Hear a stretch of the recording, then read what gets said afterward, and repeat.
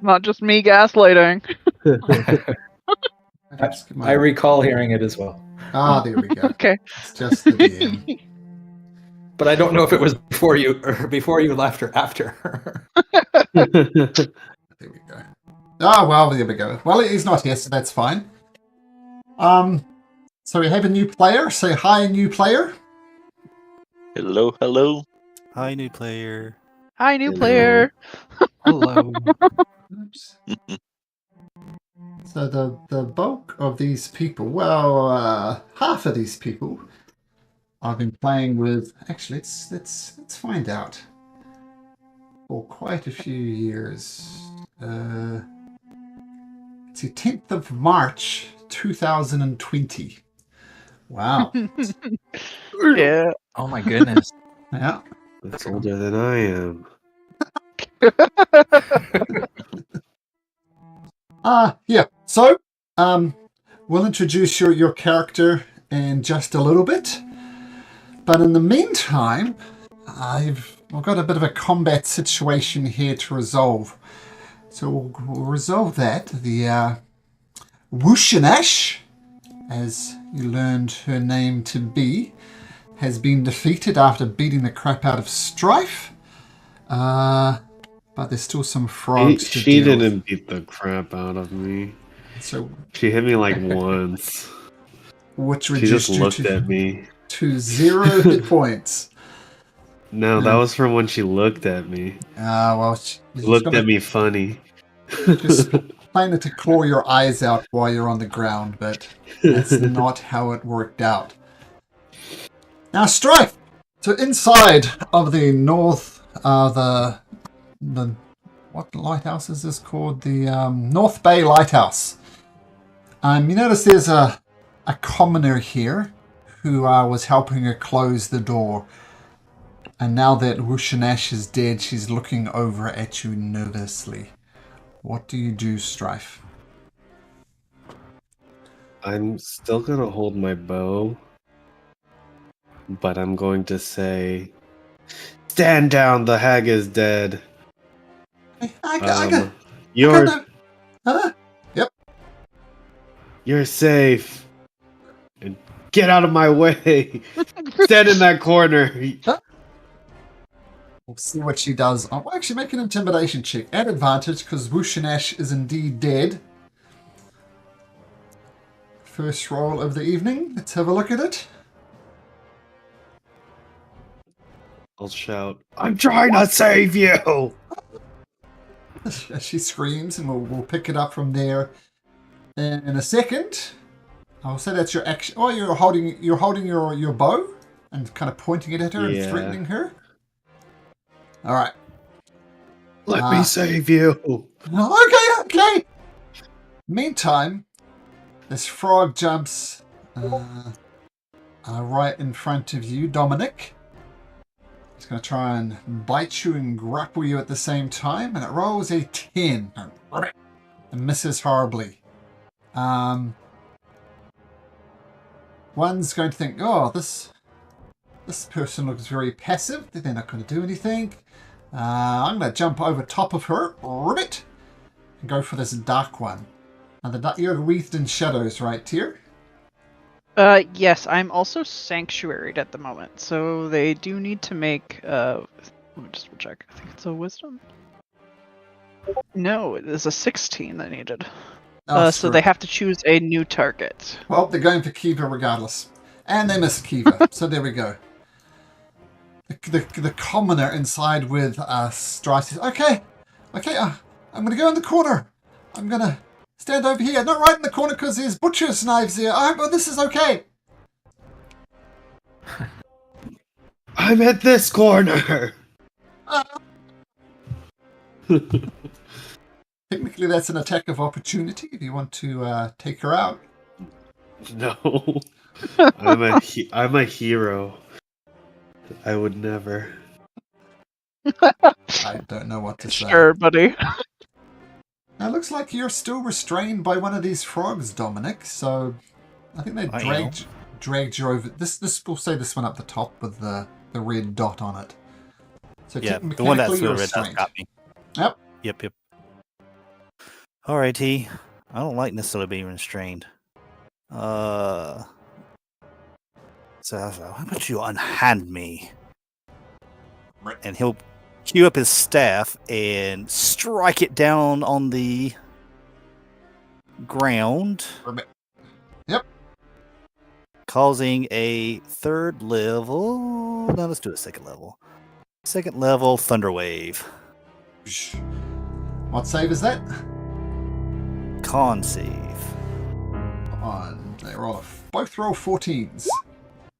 It's both a fail. Uh, And they both get blown 10 feet away from me. nice. And they both bloop and splash into the water, which I don't seem particularly perturbed about, but it does give you an opportunity to have some space. You are not grappled, of course. Yep. Alright. I'm going to move away from the edge. Use my movement, and I'm going to command Senna to fire a fire seed into the one next to Kiva. The one with the green dot. I'm not sure why does it have a green dot, but I'm going to fire it because it has a green dot on it. Damn you, green dots. Sure. Oh, the green dot was because its initiative was lower, so Kiva has advantage from the sword. Okay. Oh, okay. Alright, here comes a flame seed. I can find it. There it is. Boosh. 22 22 hits. for 8 fire. 8 fire. Okay, the fire seed comes, lights up the frogs. Smells like burnt slime, which isn't a pleasant smell, but that's a smell you get regardless. Okay, Frog nice move, legs. Dominic. Is that your turn? Alright, I'm putting Senna. Senna flies over this direction over here. Sure. Turns out you should have taken one more step, because this guy has a swimming speed, so it immediately gets up on, and then rabbit hops over towards you. And I'll try and bite you. And rolls at 22. That's going to hit. You take 15 points of damage. Not while you don't understand Okay. frog, it says come here. 1, 2, 3, drag. I mean, I'm druid. Actually, it dragged you all the way. It took its movement action, is what I'm trying to say, to take you over there. Maybe you can understand this saying, come with me. Kiva. I'm just going to have her swing twice with a falcon blade. Oh, look at that. Oh my goodness. The crits continue. She's not even here. So she uses the one hand, so that's 26 points of damage. I say green dot. Down you, green dot. And hex twice at the green dot one. Alright. Tyr, feeling all smug in your sanctuary. What do you do?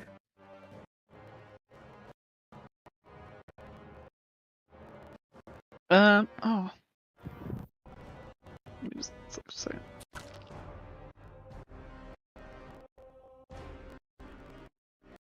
I can't see Dominic's health. How are you looking, bud? I'm not bleeding. Let's put it that way. Okay. Just slimy. I was gonna say I'm just slimy. All right. Just slimy. Where Do the not touch frog me. keeps on throwing his tongue around me and tries to swallow me. Gross. Okay, I'm going to.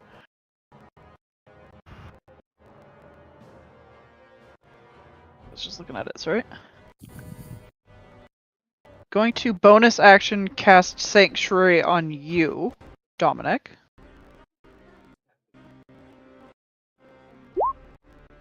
So you were sanctuaried, and then as my action, I'm gonna do a word of radiance to attack this fella right here, and that's a con save. DC 16. Say DC 16. Plus 0 to this. He rolls a 10. Okay. So that is 2d6 damage. So 6. Against which one, sorry? This one. Work. Splats and just disintegrates. There we go. They got bits of frog everywhere. Roll a d6 and don't roll a 6. Tier? I rolled a 6. Yeah, the prog guts go straight in your hair, so... Sorry. And technically my sanctuary goes away, but I'm still wreathed in shadows. Sure. So no sanctuary, but wreathed in shadows. Excellent. Okay. Quarus. Yeah, I need to go see what's going on out there, so... Open the door. Unlock it it's as locked. well, but you can open it. Sure. It's easy to open from the inside. Alright. And let's see. And I had my animate objects still going from last time. Do you want me to put a token down for those so we know where they are? No, it's fine. Just pick them up Okay. and fling them again. Okay. So then with my action, I'm going to cast a firebolt at sorry, this guy over here. Is he not pinging? Come on, there we go. Sure, Got that sure. one. Firebolt on him. Got it. 18 hits. And for Ooh, nice hit. and then I'll with bonus action I'll do the animate objects. Sure. Same guy. Yeah, same one. All right. Clicking my buttons here. Let's do this. Time-saving macro. Okay. 7, 15, 22, 28, 34. Enough for him to be shattered into a million pieces and fall apart as frog chum in the water. And then I'll duck back behind the door so Strife can get out. And that's my turn. Now, Ribbit. It's going to go for you. Tier. At disadvantage because of your shadows. And it rolls an 11. Ribbit. Misses horribly. This frog doesn't get a turn because it's dead. Strife. I'll shoot the frog right in front of me. Sure. Is it dark in this room or light? It's a lighthouse. So it's light. Okay. Then I'll just shoot it regularly then. Oh. 16. 16 hits. Okay. So that's 17 damage to it. Frog guts. And the rest of you see this frog over here looking very... Oh, there's 2 frogs left. This one's looking nervous regardless. I'll saunter on over and I'll shoot that one.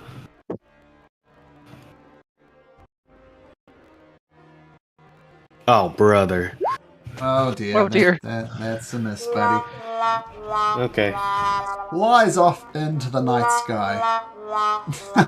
It's going to make its escape. It's going to jump into the water. And actually, I'm going to make it invisible because it's going to go really deep. And Oh, there was one next to Dominic. I should have shot that one. It's okay. I have plans for this one. Okay.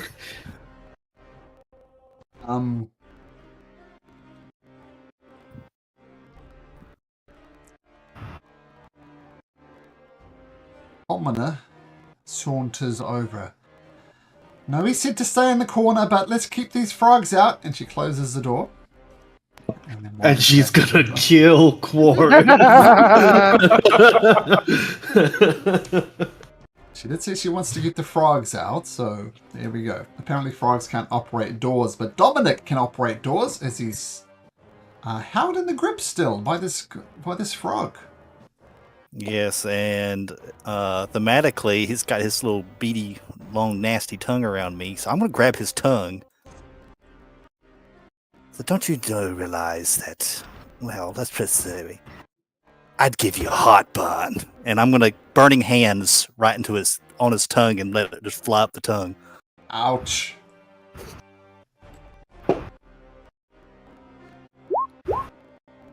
Dexterity save 17. Yep. That's 10. 10. So that failed. So 20 roll damage. 21.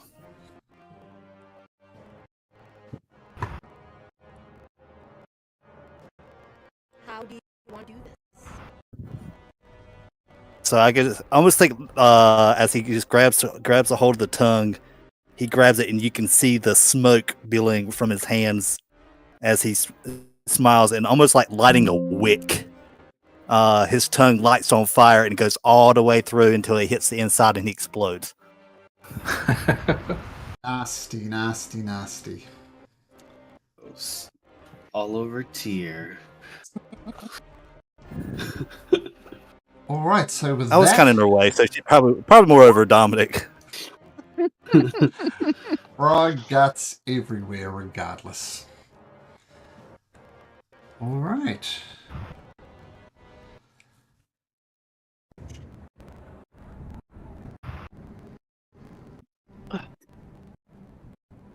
This was horrible. This is what we get when we try to be nice.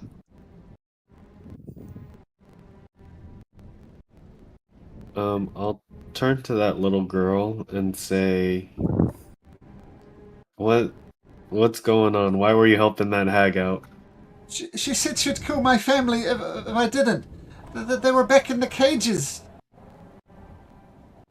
And with that, Oh. I'll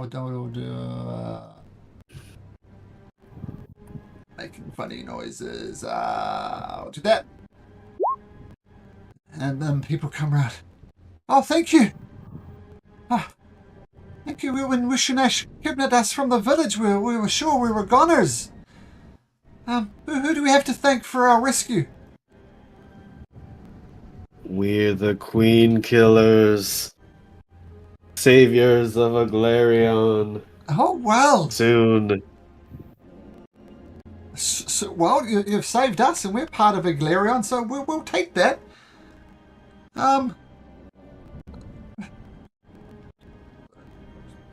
We know Ronald's End's been attacked. Is there anywhere safe we can go? Well, I think they're just rebuilding or something, weren't they? They went to the Mossy Tower. Yeah, there we go. We killed Yes. everyone on the way there. Wait, The bad The ones. bad guys. Not the good ones, yes. I figured I would clarify. We liberated everyone on the way there. Oh, that's Of their lives.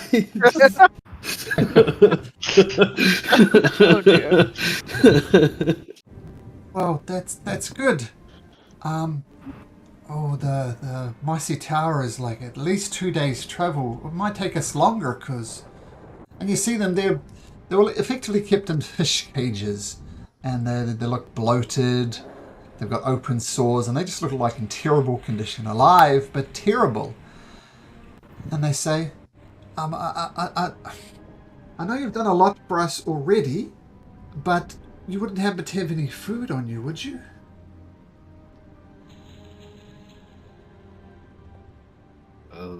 There's lots of frog. Yes. I've already kind of what is the terminology for it? For cooking? Flambe. Flambe? It's a little bit too rich for my taste, but it's nice and grilled.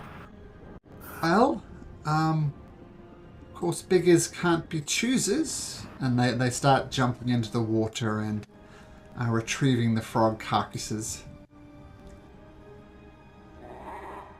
Might I suggest the legs? They taste like chicken. It's all same to you. Haven't eaten for some days. We're just gonna eat them as best we can. What did this fruits help? You say you're literally the saviors of Eglarion. Your words, not mine. Would you mind escorting us to the Mossy Tower?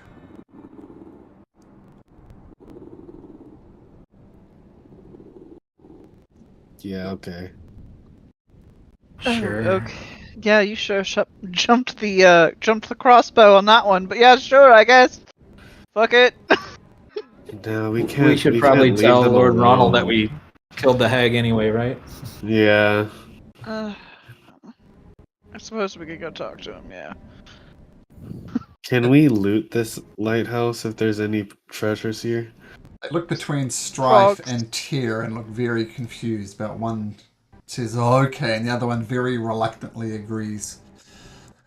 I'll tell you what you can find in the lighthouse. A lot of rotted corpses. And you check the hag, Yuck. and you check everything, nothing much of value in it.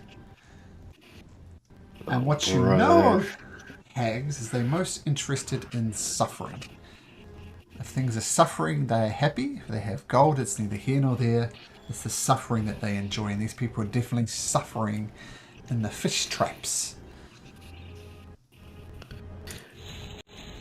Is there anything related to that cult I was raised in?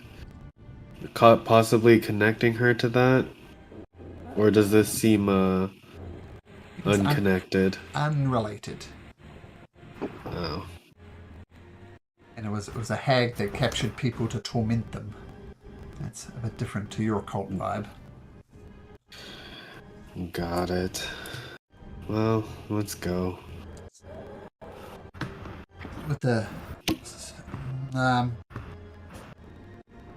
you can take a long rest if you like. You can spend the night in the North Bay Lighthouse.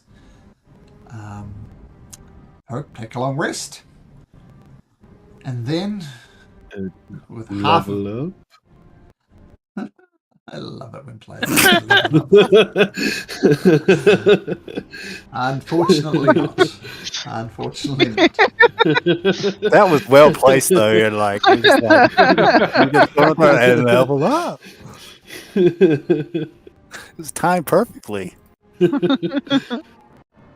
I'm gonna guess level up is 3 sessions away. So it's coming. All right. So you wash yourself up as best you can. Tyr getting the frog guts out of her hair. No prestidigitation around there, Tyr? No, I'm not a wizard. Unless somebody wants that's to help. true. That's true. Please help if you have the ability to do so.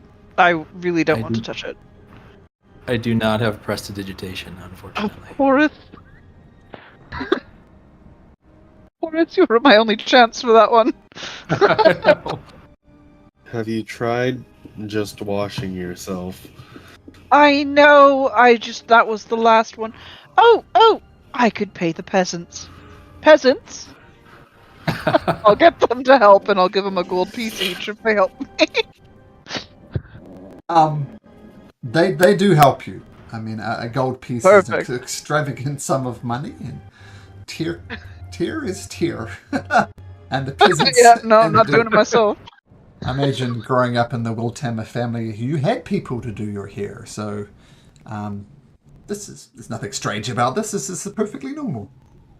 All right, so they do an excellent job of your hair. They even give it a nice plait, and it looks great. It takes them about an hour to get all the frog guts out, but it does, and things are good.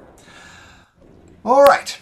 So, progressing along the coast of North Bay, back when you first ventured into Aglarian, I believe, to the Tomb of the Constructor. Seems like it's 37 odd sessions ago. And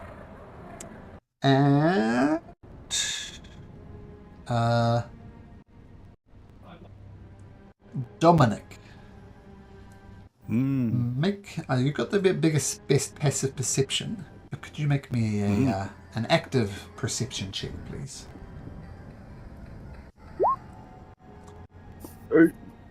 25. Okay, that's excellent. I'm just going to drag you across to an old map, the Tomb of the Constructor. Oh, look at that. We had Black around then. Ah, dear. We had Aldrich Ghoul, Still Rero. Oh, he's still in your... there. In the cart, yeah. Yeah. In the cart, yep.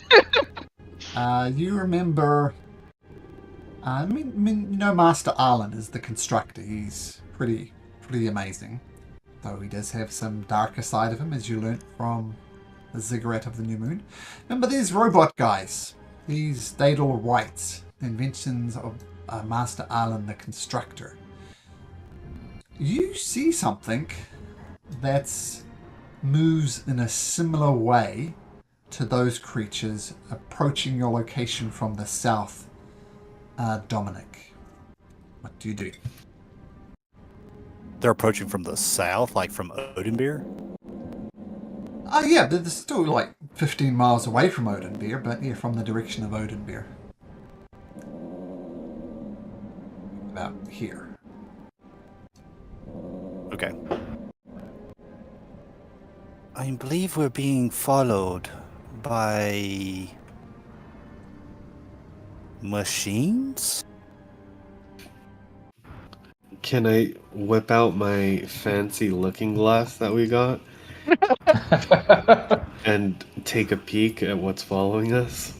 Sure, make a perception at advantage. I think that's how looking glasses work. I'll give you guidance on top of that. Yeah, let's use that. Some guidance. Nice. 17. I'll say this. It's different to the things you saw in the Tomb of the Constructor. I mean, if you remember, they'd like use drills and stuff to attack you. They had attachments. This one has a sword at its side. It's not sheathed, and it is mechanically approaching you. Ooh. Creepy. It's making sounds like this.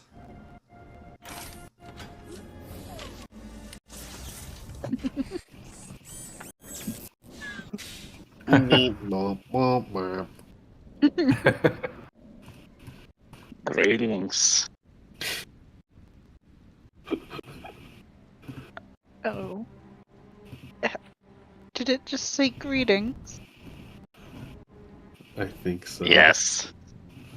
Oh, Greetings. greetings. Salutations. Are you heading to Oathbreaker? No. Most definitely not. I haven't been here for a long time. Have you been to the Tomb of Arlen the Constructor before? Yes. You see the figures ahead, like kind of tilt and look at you more closely. Have you taken anything out of it? I tried. I mean, technically, I think we may have. Maybe? That does not compute. You either take it or don't. You should know. Right. Yeah, so that's the thing. I can't remember We take a lot of things from a lot of places. And I'm not so great with my accounting. You see the figure lift a hand, and there's like a little piece of metal on it, and it flashes, and there's image on the plate of metal, and it looks like a large glowing crystal. Have you seen this? I mean, I've seen a lot of jewels and gems and crystals. So we're sort of narrowing it down a little bit here. I don't think I've taken that, though. I think I would remember. DM, did I take anything? Or did we at all take anything like that? Well, you definitely took the master key. That was on an intruder there. Remember, a guy went there and he died, and you took it off. So there's guys trying to rob the tomb, and you took the key from him, which led to that other plot line. And I think there was a feather of magic detection. I don't think you took that, though. That was on Master Arlen's desk. So the only thing I technically... tried to, You tried to. but he there. caught me.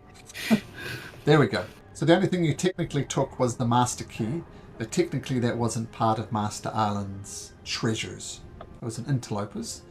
And you definitely didn't see see anything like the blue crystal that this robotic figure is suggesting. You haven't seen anything like that.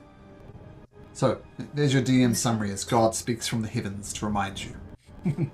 Yes, my god says no, we did not take it. They had twist other way around. You speak to gods? Yes. Curious. So you have not seen this. Do you know anybody else who might have been into the tomb? Yes, but they're dead now. Oh, that's not good. I need this thing. I need it to power myself. Oh dear, Become you're a dying. real boy. I'm sorry, what did you say? I didn't. Oh, it was a dumb joke. Sorry. Right, I believe he said to become a real boy, which is very strange, right? That would be nice, but I can't. I don't think this will happen. I need this to. I'm running on fumes. I need this to run much longer. Do you think people in Onabir will be able to help me with this? No, oh gods no. Yeah, probably not. Yep. But there Is is the magic store there. Right, is it like any sort of gem, or that specific one? It has to be this specific. It was created by Master Arlen. Oh yeah, you just fucked, buddy. And do you have any leads on where that is? I was asleep for a long time to preserve my power. I was in a tomb. But something awoke me. And the creature looks up and says, this. I think it's raining, right, all the time still. I'm not sure where you guys. Yep. Yeah. This does not seem to be natural. I think this might have affected my slumber. Might need to have to stop this or find the crystal so I can power myself. Right. Do you have any suggestions? Well, we are trying to stop this curse on the land. Land was cursed? Yeah, that's why there's all this unnatural rain going on. Royal family is supposed to protect the land. Did they do anything? They're evil now. Oh yeah. You've been asleep a long time. That is peculiar. They are not supposed to turn evil. but humans very. How would you say it? Windy. They're dumb. Humans are dumb. It's always the humans. I understand. Agreed. As an elf, yes. I thought you were talking about that. I was dumb. Are you a human, Dominic? Oh, I guess I am. So I guess you were calling me dumb. Oh no. Right, it's only funny when it's only people I don't know. Pretty sure Kiva's a human too. Oh. I did not mean humans as humans. I mean live creature, flesh made out of flesh. Oh. Carbon-based life forms. Oh. Well, I don't that know one if they use includes it, me, so I like that one less.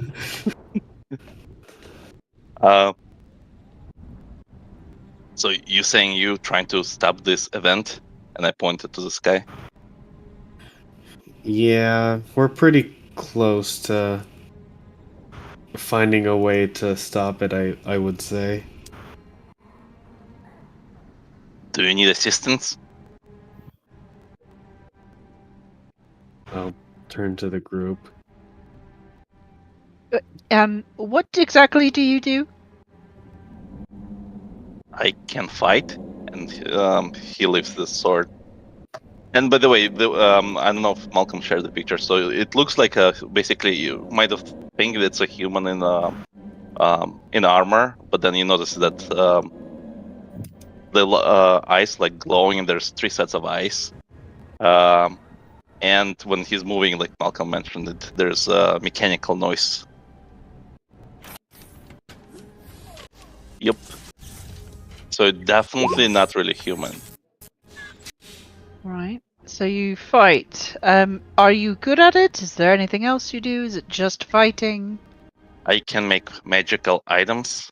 Oh my god, can- can you fix my shoes? I can't wear these shoes. They're absolutely terrible. They have to be heels. You know what? You're in. Yes. Need to see those shoes. Perfect. Yes. Oh my god, I've been waiting forever. I generally work with metal. I have metal.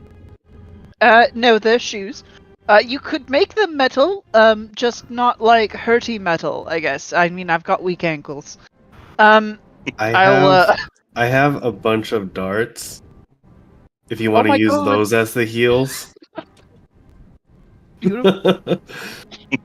Yeah, I'll pass you over. I have some slippers of spider climbing that Tyr refuses to use because they look like what are they called? Oh, they look so bad.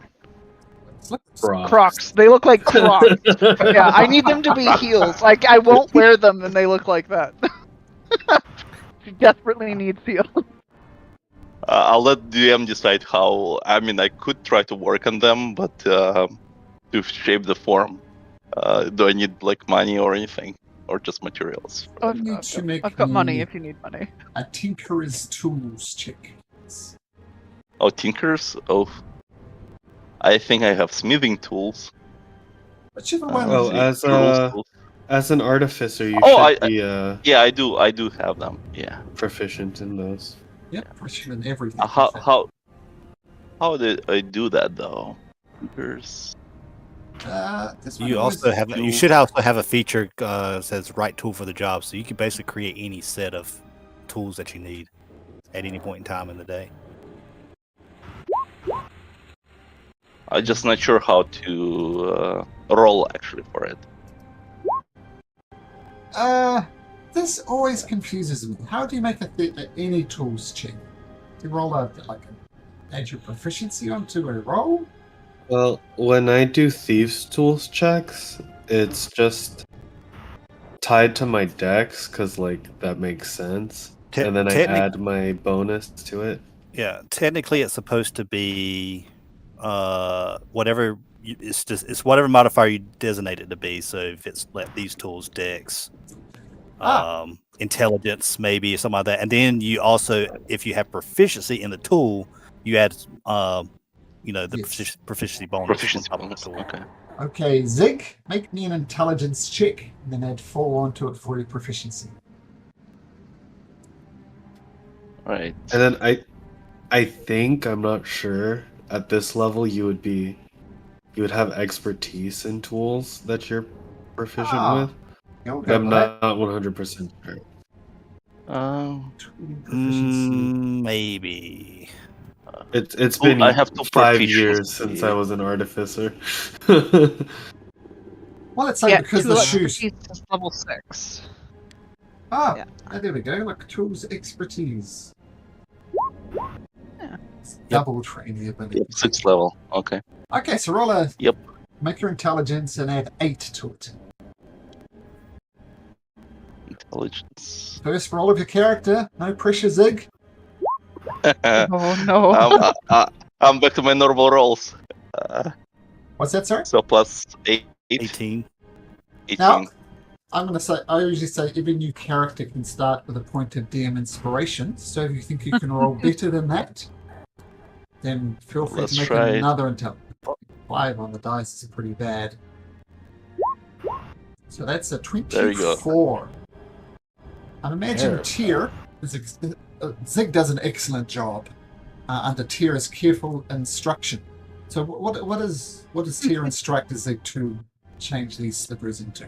These Crocs. They are pretty dramatic looking heels. But they still have the same sort of like black tone with like the spider webbing on it. But they're like tall. But Zig will add one thing since he does work with metal. The heel will be metal and fairly sharp. Nice. Perfect. Oh my god. I can actually use my shoes now. Oh, it's perfect. Thank you so much. Oh, I'll actually even give you money for that, like willingly. I'll pass you 100 gold pieces. Thank you. And then cast inflict wounds. What? No, oh no. This sorry. Yes, I did say earlier that when I hand over money, it's a bad thing. This one's a good one. This one's me being very happy. It's like when you go to the outdoor shopping markets, When you find take good out shoes. your wallet or money pouch, Mhm. Zach touches it and then glows. Now your pouch, if somebody tries to take it away, will scream. Oh, Stealing. perfect. Look at this. He's so useful. I like this one. I don't like the rest of you, let me be clear. Just this one's doing things for me. I want to test it. I'm gonna try to steal her bag when she's not paying attention. You make a sleight of hand check. Beat Tyr is 18.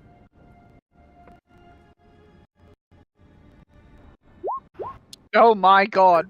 It still screams.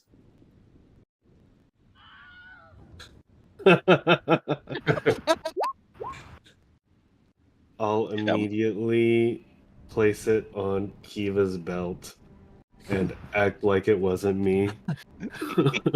Kiva says, I don't know how this got here, but I don't do this type of thing, Tyr, and she hands you back the coin pouch. Right, I know it wasn't you. You can't even see the dang thing, Kiva. Well, yeah. I also can heal a bit and provide useful improvements via spells. Perfect. Yeah, absolutely. Get on the cart. So the method. Well, why don't Strife describe the cart that Zig sees? It's a very extravagant cart. So I'll let you explain. Okay, so you see a slightly run-down cart with a very crappily built together awning to cover the horses that are pulling the cart so they're not getting hit by the rain. So it kind of looks like I don't know how it would look like, but it looks goofy. I think I drew a picture once. Let me go see. Well, that's coming up. You notice Zig has a companion that looks like this. Yep. So before we head out, I said, "Don't be alarmed," and you see like a very high pitch whistle, and then out of bushes comes something that also made of metal, but it looks like cross of panther or displacer beast. This is my friend, Zag. He fights along with me, and he helps me.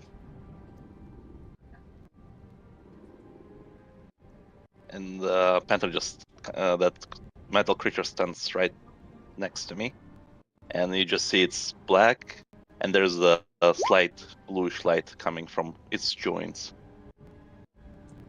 Ooh. Oh, Discord there, Very Zig. That's what cool. their cart looks like. Oh, did I miss it? Oh yeah, we used to have our Oh, my. fighter barbarian push the cart before we got horses. You live in this thing? Oh. Yeah, most of the time, honestly. I don't like it when you say it like that, actually. That sounds kind of sad. Makes me feel rather poor. But I suppose so, really, yeah. Are you seeing that you live in a carriage down by the river? We'll see. Maybe we can improve it over time. Ooh. That sounds good, yeah. Maybe some, like, extra cushiony seats. Or, like, a place we can put my brother. He's currently stashed underneath the seats. It's rather uncomfortable, don't think about it. You put your brother under the seats? But yes, he's dead. Yeah, we put a corpse. I don't use the corpse word, it's a bad word. Why? I don't know, it makes me feel icky and tingly, but not in a good way. We're trying to return his corpse to the Feywild, but we have no way to get there.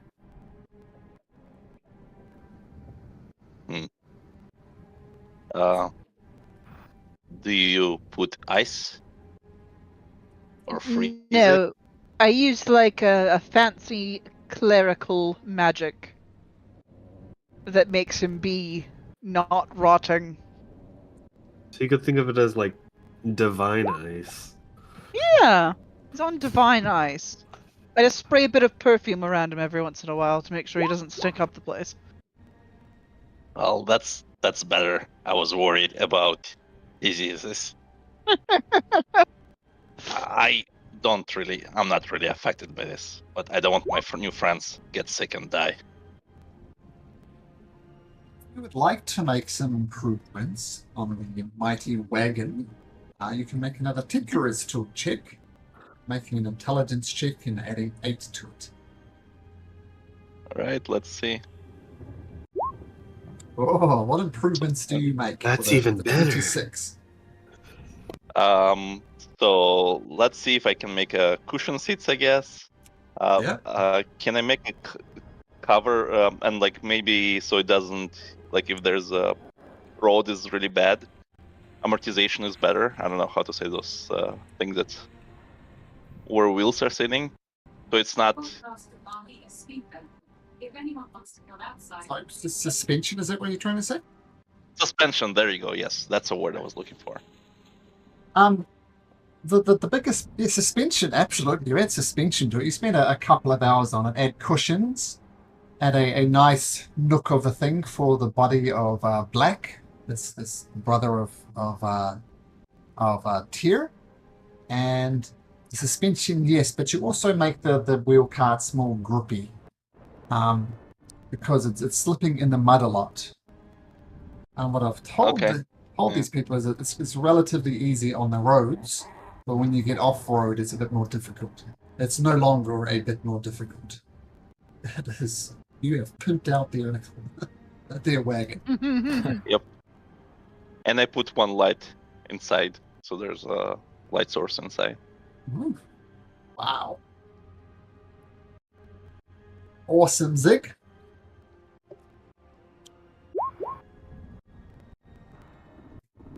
I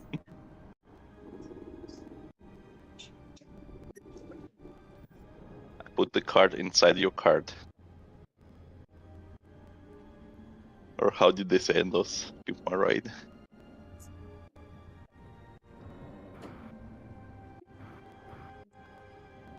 I need to sort of pimp my ride.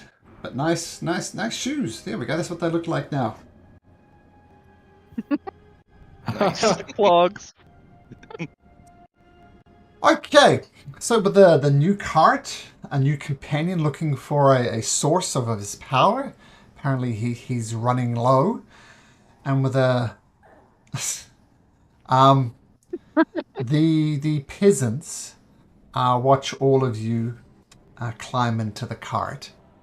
Now that there's 6 of you plus Zig, the automation, who scrambles up to be next to Zag. And there's 6 of them, and they say, is there room for us up there? There isn't, by the way, without a squeeze. Is there room for us up there? Yeah. Yeah, We're not gonna make you walk. All 6 of them pile into the cart. They are smelly, they are dirty, and it almost ruins the effect that Zig has added to it. But it's bearable. So I'm Zach gonna is actually will spritz stay my out. perfume. Zach will stay outside. Because okay. Zach doesn't get exhaustion. It's immune to exhaustion. Well, there we go. So he pops out and walks alongside. Yep.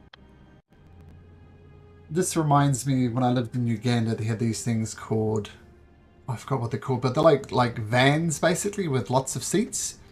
And they'd sit legally about 8, but there's typically about 20 in there. And more than once, I was handed an African baby and said, hey, hold on to this. And before I could resist, a little Ugandan baby was placed in my lap. It was uncomfortable and very, very dangerous.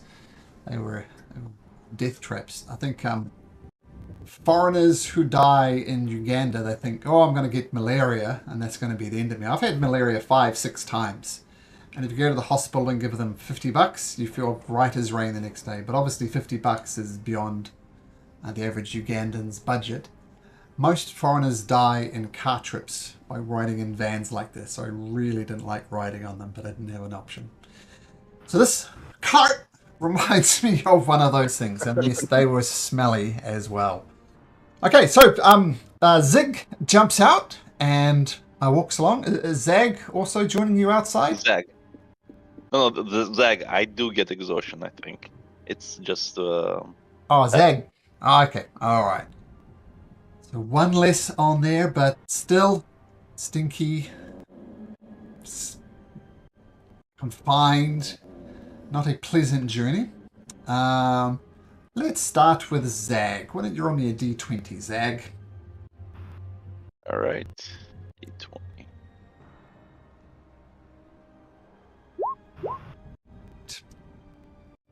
Nothing much happens on the way to Ronald's End. Relatively uneventful. And Ronald's End is pretty much how you left it. I guess the fires have died down, but the place is a wreck. And you decided with Lord Ronald and Salty Eel, his right-hand man, that wasn't worth rebuilding, not yet anyway. Some of the peasants ask for just a moment to go check out their homes. And so they jump off. They go to their homes. Some of their homes are just gone. Like this home is just gone. Some of them have been spared. and some of them manage to grab a few of their earthly possessions, things like clothes, worthless trinkets in anybody else's eyes, but special for them, little trinkets and keepsakes. So some of them get some type of comfort from that. Some of them are quiet for the remainder of the drive as the full reality of what happened at Ronald's End strikes them. So is there anything else anybody wants to do at Ronald's End, or are we just going to pass through? I think just pass through. I don't think there's anything we Yeah, need let's here. pass through. There wasn't anything the first time. So you push on to the mossy tower. Or do you? Let's see. Tier, roll me a d20. Ugh. A d100. Give me a moment to look that up.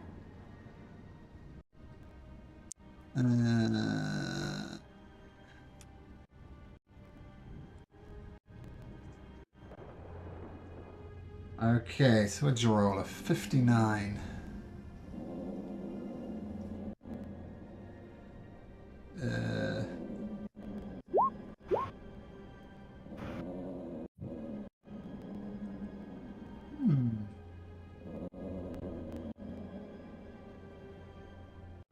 You've walked the roads many times around here. And as you emphasized, a lot of the there's just dead people on the side of the road. Seems a lot of people were trying to get to Oathbreaker, and a lot of people were fleeing from Oathbreaker. You notice one of these people on the side of the road looks a little bit different. He's dressed in full plate mail armor, and has got a sword, and he is grabbing something to his chest. But with the way he's obviously dead, but the way he's lying, the thing he's grasping to his chest, you get a glance of it. It's black, and he's holding it to his chest as if to protect it. That's what you see. Oh.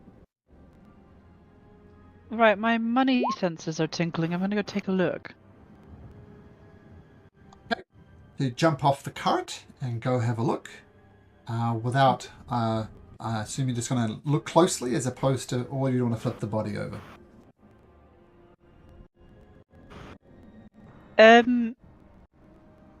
How gross is it? Is really, I guess, the next question before I decide to flip it over. Hard to tell because he's wearing plate mail armor. And his face is kind of buried in the mud, so you don't know. Ugh, gross. Yeah, I'll grab a stick and I'll like push him over. Takes a little bit of effort because he weighs a lot with this plate mail armor on. His face has started to decompose. It's not pleasant. Like some of his cheeks are mostly gone. His eyes are deep in their sockets. His mouth, there's a lot of the flesh around his mouth. His lips, his tongue has rotten away. It's a very unpleasant sight. But he doesn't jump up and grab you, so you know he's not undead at least. And he's holding this onyx figurine to his chest. It's a black dragon.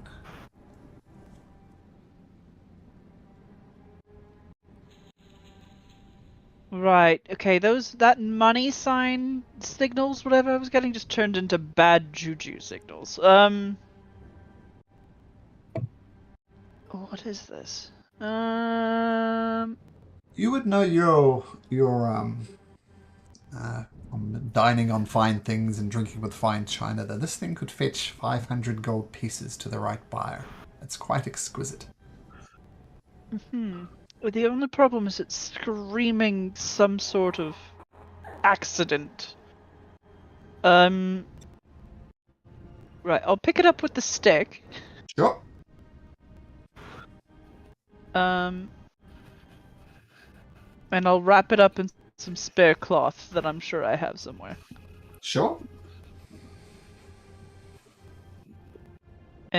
and I will put it in my bag for now because I do not have anything useful actually prepared.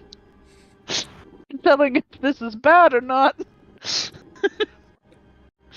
Would you like me to take a look at it? I can maybe identify it. Right, yeah. Do you have to touch it to do that? You do. I think you do. Just touch it, bro. Don't be a do that. scaredy That's how cat. you get bad things happening to you. It is touch. Don't- Yeah. I open doors all the time. And look at how many bad things happen to you. That's exactly my point. But Do it you makes want- Okay, things then- Why- interesting. Then I'll do detect magic instead. Ooh, that's a good Okay. one. Detect magic. It is inert magically. There's no magical properties on it. No necromancy, no other schools of magic that escape my mind. Just completely blank. It's non-magical. Do you Although want Zag to touch it? I mean, if you're offering, and as long as it's not me, yeah, you can touch it, I guess. So I command Zag to touch it. when you say I, you mean Zag. Zag kind of pushes it along with its nose in a dog-like manner, or a panther-like manner, and just nothing happens to Zag. They're just a completely normal interaction with an object. Seems to be fine. Okay. Yeah, I'll just put it in my bag, I guess, for now. Keeping it in its cloth Oh, wrappings. Just pick it up, bro. No, Don't be scared. I don't want any bad things to happen, and I really have bad feeling about it. Yeah, I'm gonna keep it in the cloth. Okay, cool. All right. And you push on to the mossy tower. The survivors of Ronald's End are here.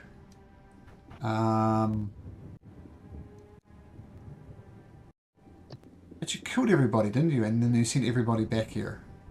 That's what. Yes. Yep. Oh yeah. So Lord Ronald is here, along with Salty Eel, and they've started.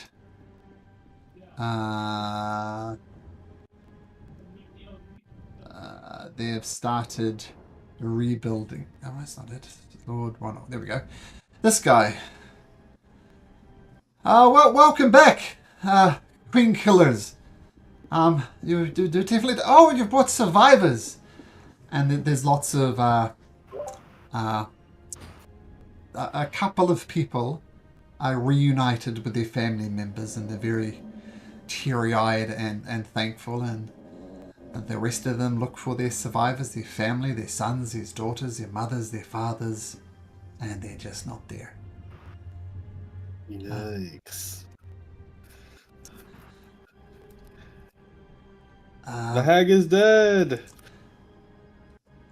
uh, Vengeance has been taken.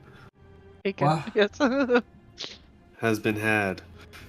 well, thank you, Strife. We know that wasn't personal to you, but that was personal to us.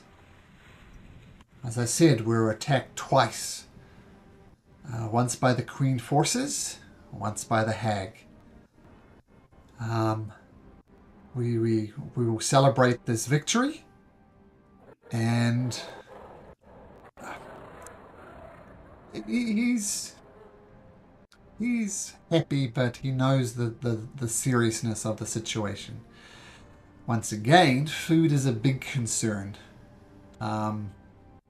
It's just impossible to grow crops, and anything you hunt is mutated and infected, and scarce as well. I mean, the rains have been coming for a while. You've seen dead people and dead creatures as well, like elk, deer, bear, those sort of things.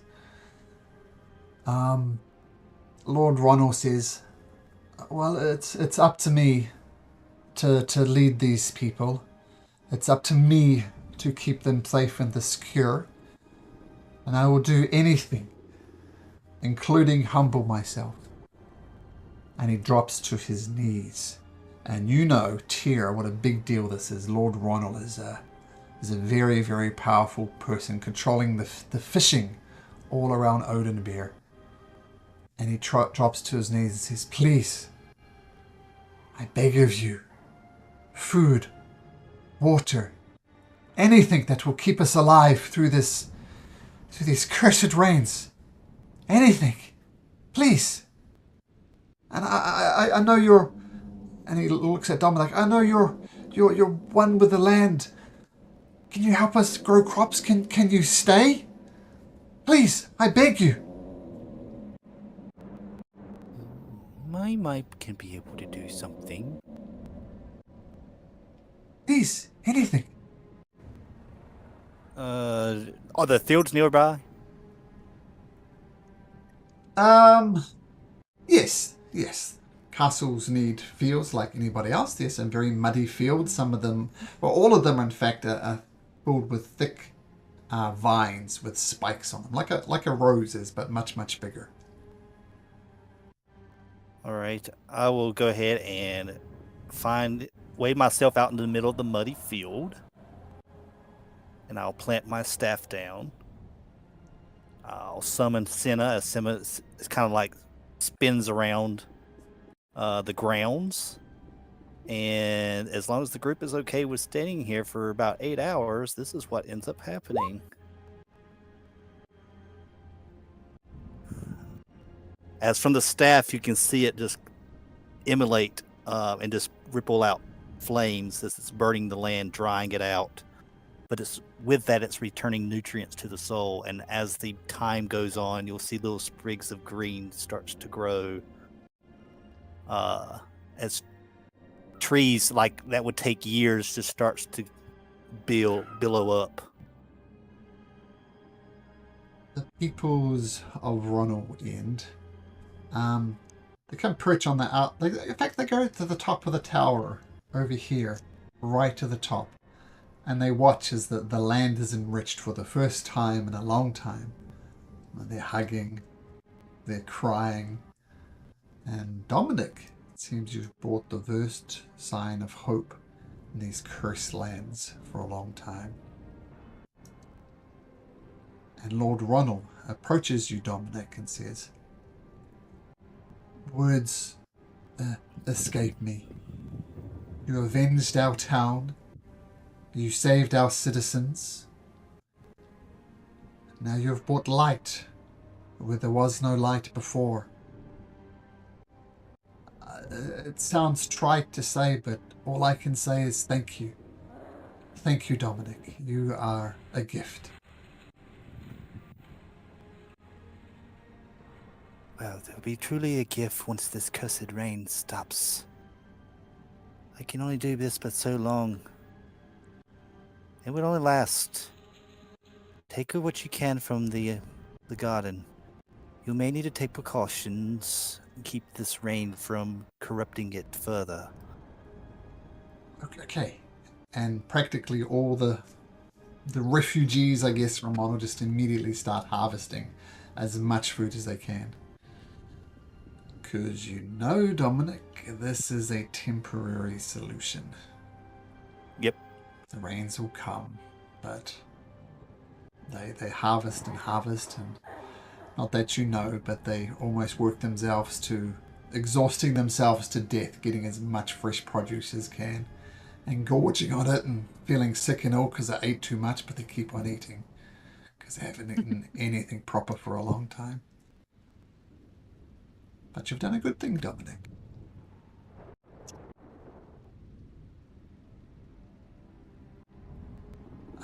You mentioned, Dominic, that this wouldn't last forever.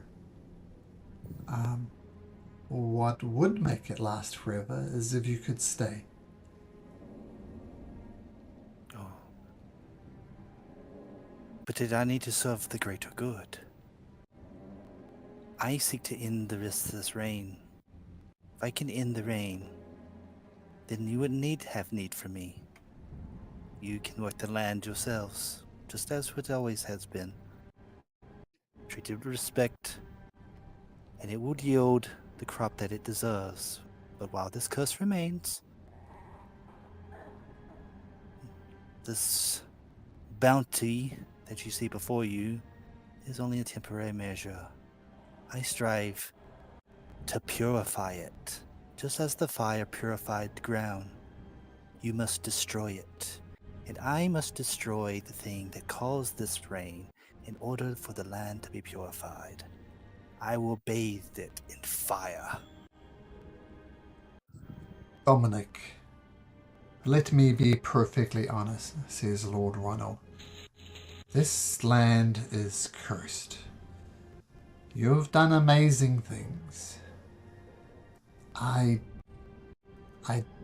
It's hard for me to say, but I don't think you're going to succeed.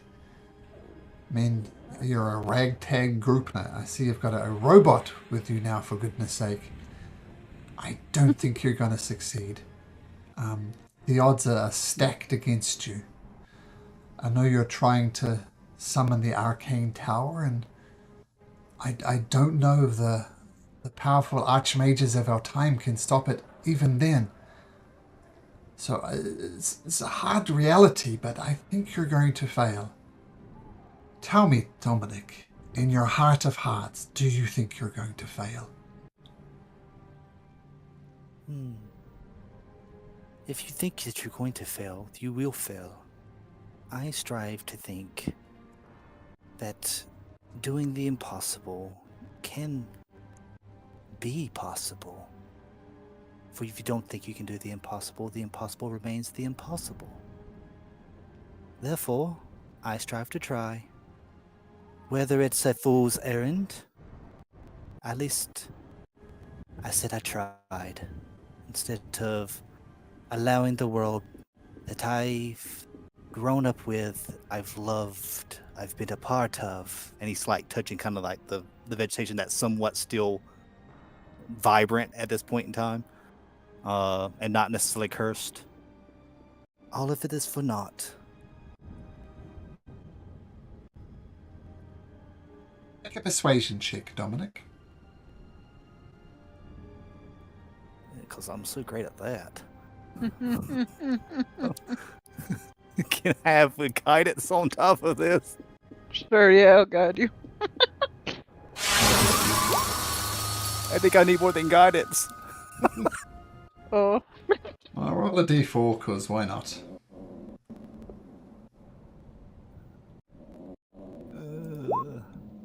Oh, you almost doubled your roll. I know. I just need to roll d4s from now on. I could help you. Could you help, Zig? Let's see. No, this is wrong. Wrong. Flash of Genius. Yeah, that'll add plus Plus 5. modifier to it, so it goes to a Wow. 12. Better than a 4. Yeah, It's a long way we're from slowly a 4. getting there. But it's still 12. Right, it's... Lord Ronald Above says, average. Those are merely words. You say the impossible is possible. By very definition, impossible is impossible. So I'm going to beg you one more time, Dominic. Stay and save the 25 people of Ronald. You're guaranteed success there. You're not facing impossible odds. Stay. Do I hear this conversation going on? Oh, yeah, the whole city is watching it. The refugees are all Okay. tuning in. I'm going to speak up then, if that's okay, Dominic. Oh, go right ahead. This is not my Um, forte. I'm going to say you doubt us after we've saved you. You say you're asking one of the people that have been invaluable in helping us reclaim this land to save 25 and doom the rest. We've given you tools to survive while we seek to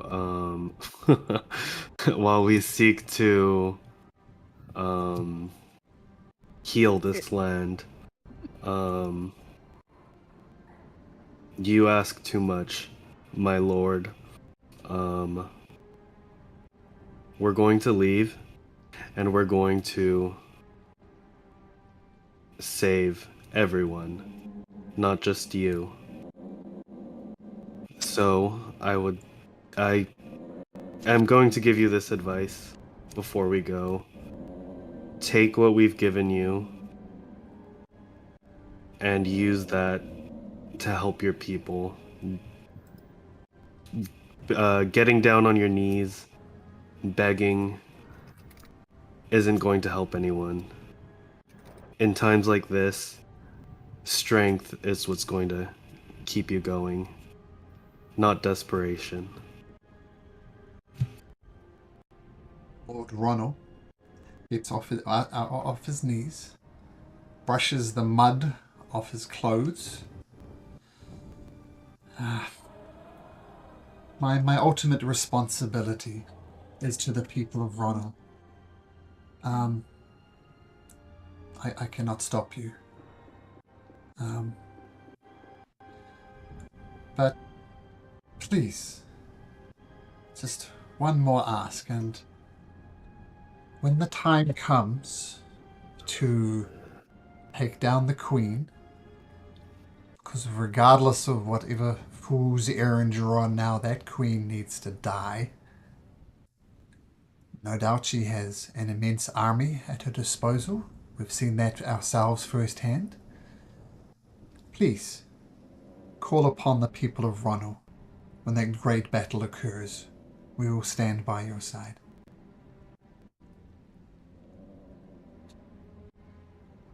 I'll give him a nod.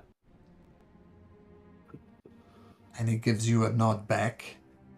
And just for a moment, he catches your eyes tear. And you know Lord Ronald as a proud man, but as he catches your eyes, he immediately drops his head and walks away.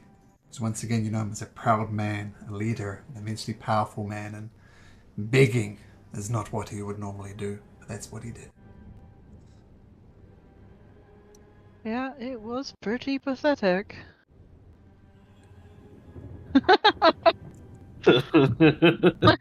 Yeah. I don't think it was necessarily pathetic. I was able to create food. In this No, not cursed you! Not you, dear. Oh my goodness, I'm so sorry. You must think I hate you for some reason. First I call you dumb, and then...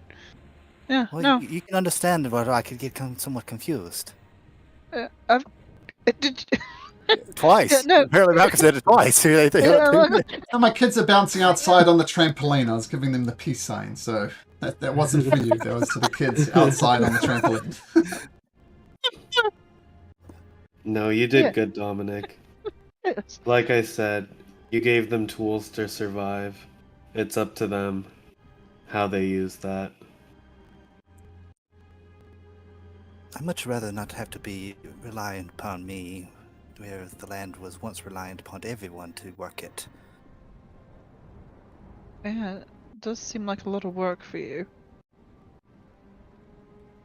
And it's quite exhausting. I mean, I can't imagine, but casting a spell for 8 hours, that's gotta be somewhat exhausting.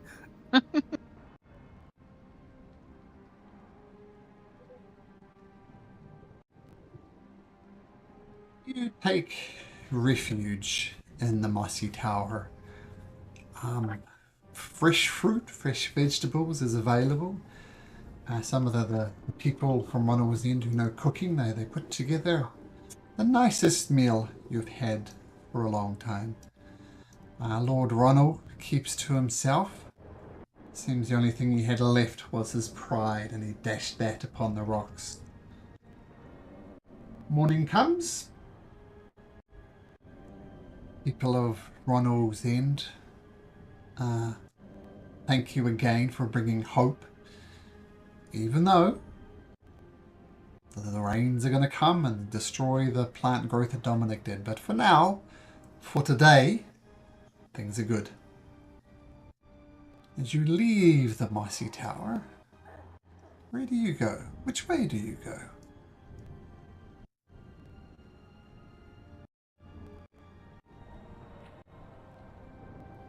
The dragon bones. Okay, and how will you get to the dragon bones? I mean, that way? I'm just looking. I'm just looking. Is it? It's 2 days per square if we go through non-roads, right? Not with your upgraded cart. Oh, right. Heck, we could just off-road, yeah. 90. If it's Where's- okay with you, Dominic, I would like to stop by Gorso and see if you could do that plant growth thing, because we did send them a bunch of refugees and they have no food. They have water, but they don't have food. Oh, I don't mind at all. Just a 1-day detour. Yeah, no, that's fine. Also, as a side, did you want to check in on them, Strife? I know that was mostly Kiva's thing, but I can, like, every time we go to bed, I can essentially force one of you guys into the dreams of another. So, like, you could go and talk to, whatever that fellow's name was, Mikan or whatever. Oh, yeah, let's see if he's still alive, actually. Yeah, Because we sent him to Nangrath and have not heard from him since. Yeah. So, like, anytime you want me to do that, I can do that. Yeah. Yeah. Yeah, we can do that. Yeah, we should do that, yes. It's got to be nighttime, though. They've got to still be sleeping, and he's probably awake. But we could have done it the night before the morning. If we wanted to retcon that. Sure, no problem. Okay. So yeah, I cast Dream. I touch Strife as he's sleeping. And let me just check here. Called.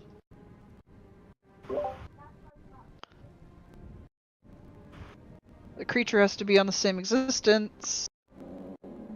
And then, if the target is asleep, the messenger appears in the target's dreams and can converse with the target as long as it remains asleep. And it's an 8-hour spell. Okay. So you fall asleep, Strife, and you enter the dream realm. That was how it's described, right, here? The dream realm?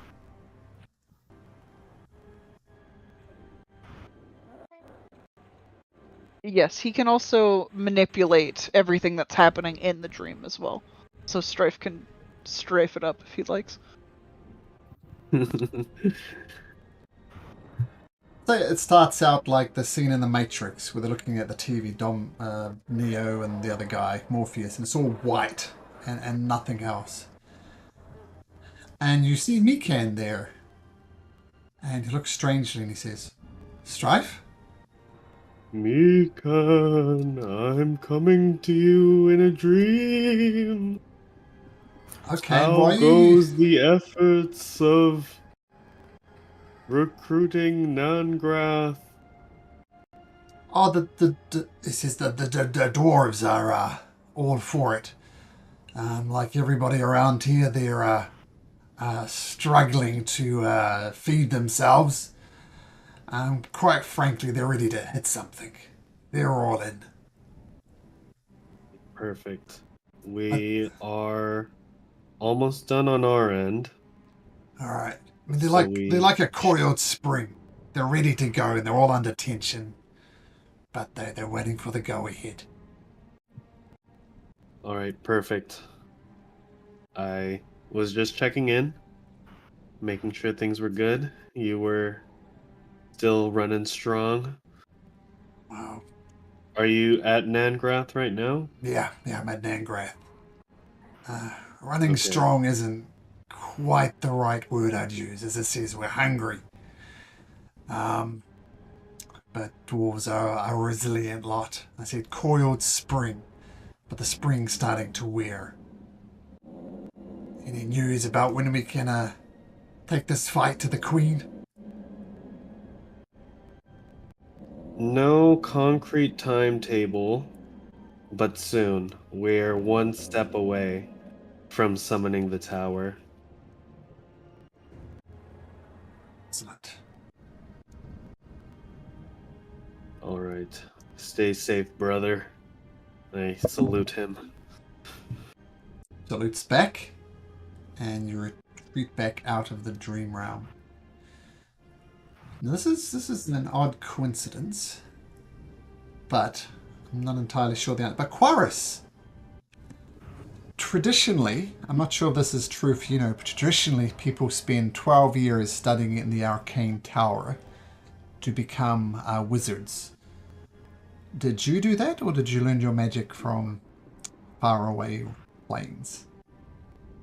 Faraway Plains, I would have learned it, at least started learning it in the Fey realm before I came here. Okay, cool.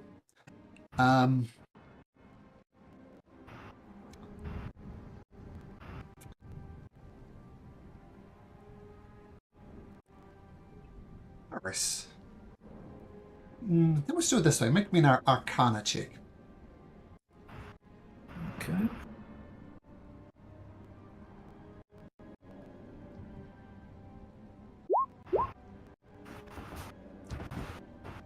Just a sec.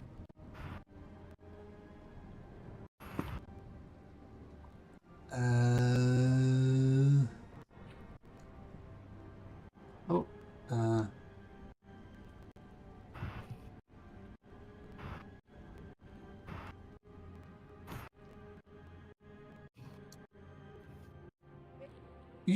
As I said, this is an odd coincidence, but this is something I had planned. I was supposed to do it last week. We'll do it this week.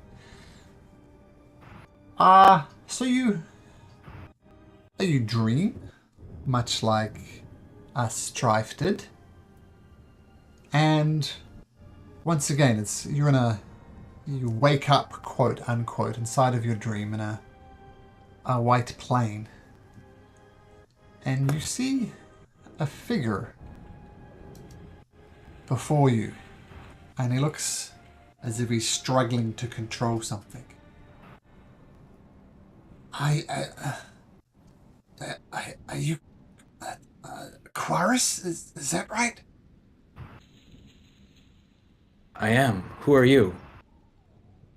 This is costing me a lot. But I am Master Eden. I was the... It's complicated, but I was the master of the Arcane Tower. But now it's under Master Zalphus's control. The Arcane Tower is under attack. I need you to get here, Quaris, as quickly as you can. I know we're not where we're supposed to be. But please, Quaris, how quickly can you bring back the Arcane Tower? We are on our way to the final torque. So, a matter of days, I hope, before we can obtain it. And then make it to the Arcane Tower. Sure, we will Too long. last that long. Hurry. Make haste. And can you make me a history check, please? we're here.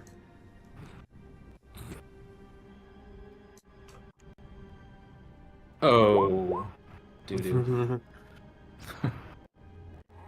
That kind of makes sense since you're not from here. I will just say this. Ripping through the fabric of this white nothingness is a gigantic dragon claw. You see this massive creature rip apart into your dreams. Master Eden says, "No! No! No, flee!" And with that, you're yanked out of your dream and you wake up in camp, sweating profusely. Now, just as players, does anybody know who or what that thing was? A dragon. Yep, that's my guess. Okay, well, that might be a mystery for another day, but it has made an appearance in the history of Aglirion. That's hence the history check for Quirus, but Quirus isn't really from around here, so it makes sense he rolled a natural one. I think Mike knows what that is, but Quaris does not. Okay, alright. Good distinction. So you wake up, Quirus, having seen this vision. What do you do about it, if anything? I think Quaris would be kind of panicked and would want to convey the sense of urgency that we need to get that the final torque and get the tower back before we're not able to. And just explain there's something's happening. They're under attack. I saw a dragon claw.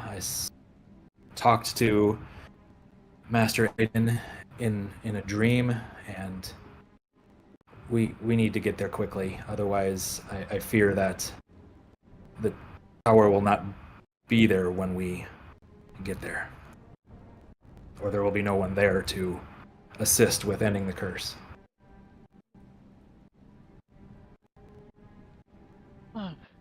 Why does everything have to go horribly wrong? I agree, though. We should probably be quick. Ugh.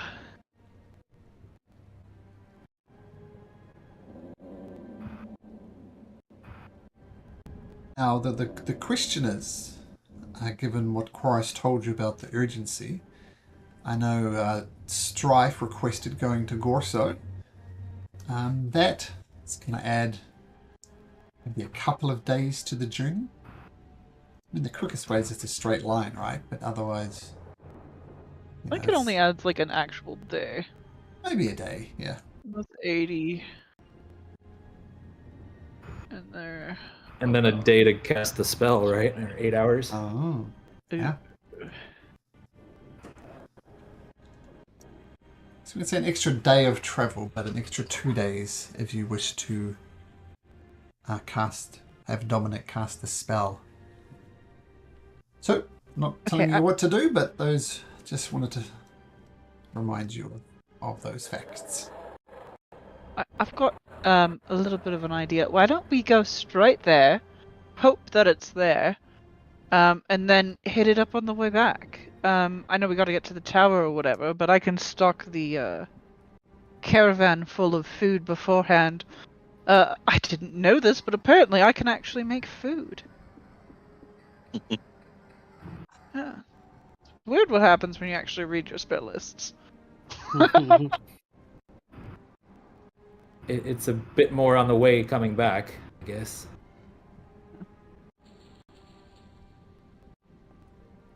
Get the dragon bones, then to Gorso, then... Just almost a straight shot through. Yeah, I mean, the river is a problem for mortals, but you guys got abilities to fly and stuff like that, so you don't have to worry about the Azura Bridge, for instance. So, Yeah, let's get the torque first. All right. So, making a I beeline to assume you get guys. there. I Sorry. assume you guys fill out Zig about what the objectives of the party is. Oh Oh yes. yeah. Poor guy. Yeah. Actually, no. Well, Zig, the player, actually plays in a different campaign, and they've just dropped the shadow round down. So, Zig, the player, knows up until the. So it's weird. He's decided to join this campaign. I said you got to keep in mind spoilers, but his Friday night group has just broken down the shadow dome around Odin Beer. So Oh. that's where they're at. Yeah, we just got the first torque, if I remember correctly, from the basement of the tower. You got it We from the. found the bug and stuff. Yeah. Oh yeah, all sorts of things. So yeah, the torque you got from the Why do we Queen. Remember, I had a retcon that I kind of stuffed it up at the time. The first torque was worn by Queen Athena, the one that had the crown, and she got the first torque. And yeah, I'm going to explore Okay. Glarion. So that's where What, Zig the what, player. why do we need to go to Corso? What was in Corso? We're helping people. Oh, just helping. Okay. All right. Yeah. It's not that important. Don't worry about it. We'll hit it up on the way back. Just people. They die. They die. That happens. Have anybody played Star Wars, Old Republic, old RPG? A little bit. Yeah. Yeah. There was HK 57 or 47. I can't remember the name of robot. Yes. Helping mid bags.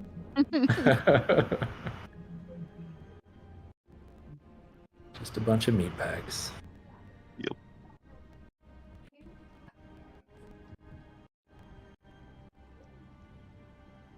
So, striking a beeline as directly as you can, and Master Eden managed to get you a message to you somehow, to Quarus, being the sole wizard amongst you, and you start heading inland. Everybody except Quarus, make me a history check, please.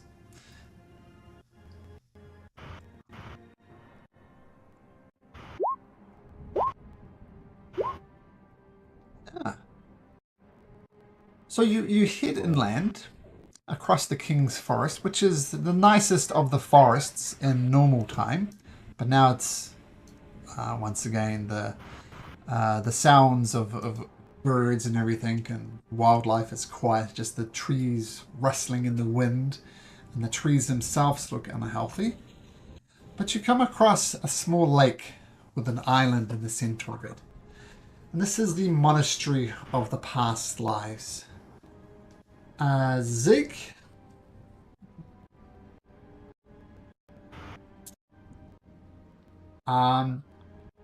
you know that. Well, when it doesn't make sense. I say Dominic works this out because Zig, new to this. I was away. You were away, yes. This is where some monks live, call themselves the Monastery of the Past Lives. It is also rumored to be the source of the gem-based wealth for House Caramosa. Caramosa deals in gems. It is rumored but never confirmed that this is where they get their wealth from. So you could find a way. If you go there, it's your choice, of course. There could possibly be a lot of gems available there. Precious diamonds, rubies. You're not sure, but that type of vibe. I'll relay to, as I said, I was like, perhaps your little crystal could be there. Maybe if we're not so pressed for time, you can go search here. Talking to Zig. That would be helpful. I can last for a while still if we really need to rush, but we'll need to come back. point out that it's possible that Zag's power bank is there, though, from what you understand, Dominic, they only deal in like non-magical precious metals. Haven't heard anything about power sources. I'm not saying it's impossible, but it's not the typical thing they bring out of the mines or whatever it is beneath the Monastery of Past Lives. Right. Though it would be very helpful. I do know of some spells that required some diamonds. It could be Yes, I helpful can. in a pinch. Yes, I can cast the same spell. I don't have materials though. That's what happens when you're poor.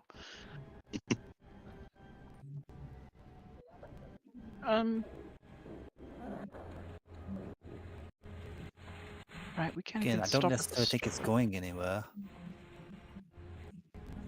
But it might be nice to note. It's like, is it in the? It looks like it's in the middle of a lake. Like It is. actually in it. It is. And the lake, from what Dominic said, it should be a clear, crystal clear lake, and now it's murky and slimy. Uh-oh. Yep. Do you guys have any diamonds at all, or refi or anything? I do. I have a bunch of tiny ones there.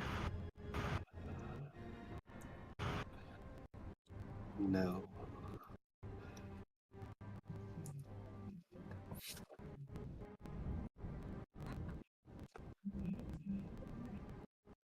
Yeah. Let me.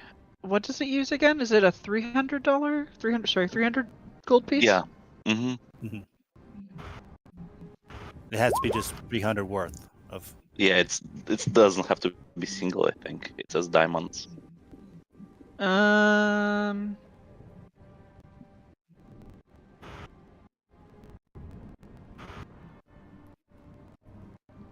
jeez.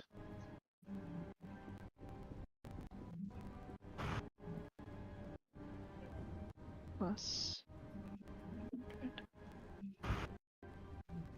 So how important to be on time to get the last dork?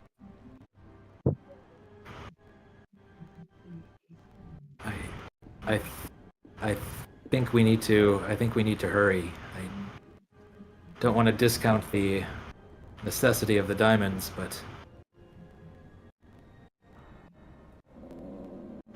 I'm worried. It does look something is wrong with this place though. Looks nasty now.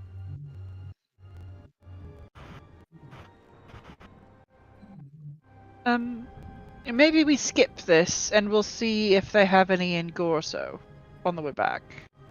I could like we'll enter the dream of some person that I don't remember now, but might remember later, and ask them to gather as many diamonds as they can. Oh, I'm sorry. Is there a royal hunting lodge there? That might have money in it. Sure. And be less in the middle of a lake.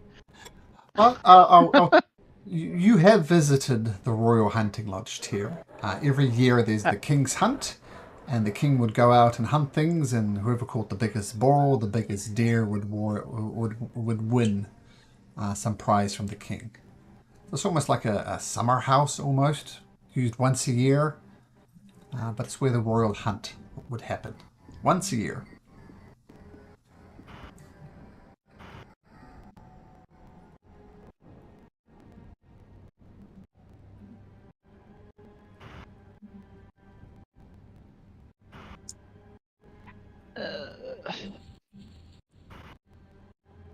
I mean, that probably is a.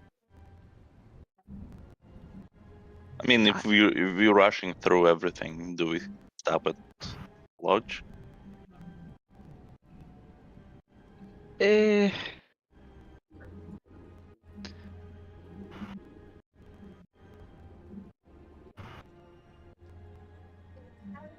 What about a little cheeky stop at Nangrath? That's not that far off base, actually. We'll send another message to Mikan or whatever to get them to gather as much diamonds as they can. They're dwarves there. I don't want to sound, stereotypical, but they might have diamonds. I don't know how willing they'd be to Or part the- with those diamonds. And also, they're waiting for word of us to fight. Oh, so you think it might be awkward now? Yeah. Okay. Yeah, you know what?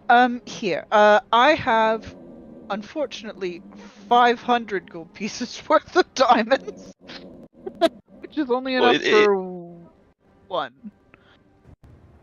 Does anybody else have any diamonds? What's the spell you're trying to cast? It's Revivify. Not right now, but we're trying to be Yeah. Oh. just in case if more yeah. one person dies. I do have also something else that does do diamonds as well. Okay. Oh, that too. Yeah. Now, I'll give so I have 500 gold pieces. Yeah. Yeah. So I'll give 300 or pieces diamonds. 300 gold pieces of diamonds worth to Zig. And I'll give the 200 to Dominic. For now. I mean, it doesn't matter who has it, right? I mean, if somebody dies, we can pick it up from them, and yes, we have what, I do- 3 people. I don't want you going through my pockets, dear. Even if it's life or even if it's life or death, your life or death. I mean, I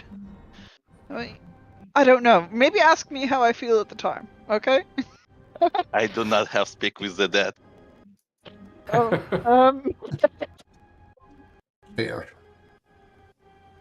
Yeah, there are the specific resurrection rules. It's not guaranteed that the Yeah. Revivify will work. Yeah, my method so far has just been make sure nobody dies. Which has been pretty good, except for the people that we wanted dead. And also, unfortunately, my brother. But he jumped off of a bridge, and I could not do anything about it. Your brother did not want to leave. He really did not, I guess. I don't know. It was cool at the time until it immediately was not.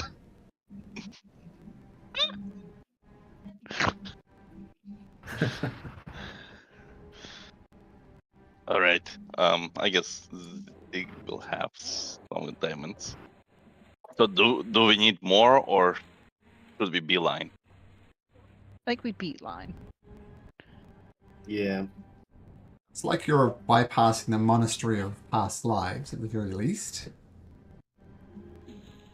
Okay. So you push on through the King's Forest. Who is enrolled? Strife. Roll me a d20, please. Perfect. Okay. The Royal Hunting Lodge. You need to make a bit of a detour to get over there. Maybe half a day's travel. Like go there and then back again. You're going to bypass the Royal Hunting Lodge. Yeah. Okay, so you push on once again through this deserted King's Forest. Quaris, roll me a d20. Roll low.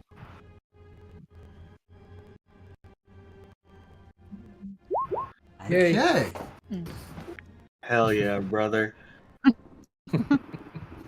Push across the green road into the Thornwoods. Now, the Thornwoods are tricky to navigate at the best of times. But as the gift that Pinky/Zig shared in the Discord channel there, that's a fair representation of your cart at the moment. So it pushes through this Thornwoods. And yeah, that's good. And roll me last one, Dominic. Roll me a d20. All right. So, you make it. This river, by the way, looks like a blood river, but it's just rust. So it's a rusty river. It's not a bloody, and it's easy enough to navigate to get to the other side to approach the dragon bones. Okay. Important question number 1: do we or do we not have the torque tingles at the moment? No, you do not. We do not. shit. Oh, Nope. fuck. Nope. Okay. Ruh-roh. Just make sure I set up this map right. Not quite. Man, I thought we had this. Well, Guys. shoot. That's where they said to go. How did you know that it's supposed to be here? How did we know? Some Y'all nerd were, told us. y'all were told Yeah. by the scientist guy. Yeah. Obulier. Professor. Obulier? Or Whitegate? You weren't told by a Billy or Nightgate. Nightgate knew the passphrase to summon the ziggurat of the new moon. That's what you got from him. Cygnus. Cygnus. You got it from Oh, Cygnus. here, Cygnus. Yeah. Yes, Yeah, yes, Cygnus, yes. Is it trustworthy? Yeah, it was pretty trustworthy. Yeah, he was helping some old woman, right? He must be a good guy. Could torques be shielded?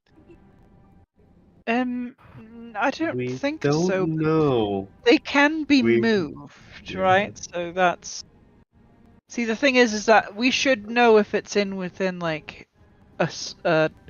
you don't know what this is, a hex of within a hex of us. I don't know how to make that maybe he non-meta does know sounding. that. In a Within day 20 worth of miles. travel. Within 20 miles. And there we go. Yeah. 20 Are miles. you familiar with cartography? Actually, I am. Well, you're proficient in Yes. cartographer's tool, so there you go. Yeah. So I guess you know it's not here, because you've traveled these ones before.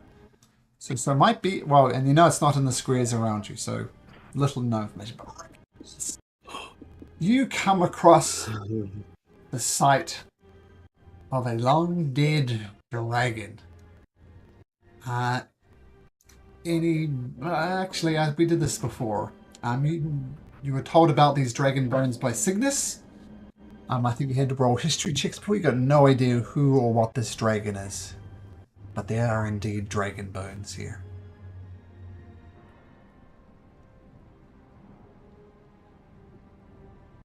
Does it look like someone's dug up anything around here recently? Make a perception check, Quaris.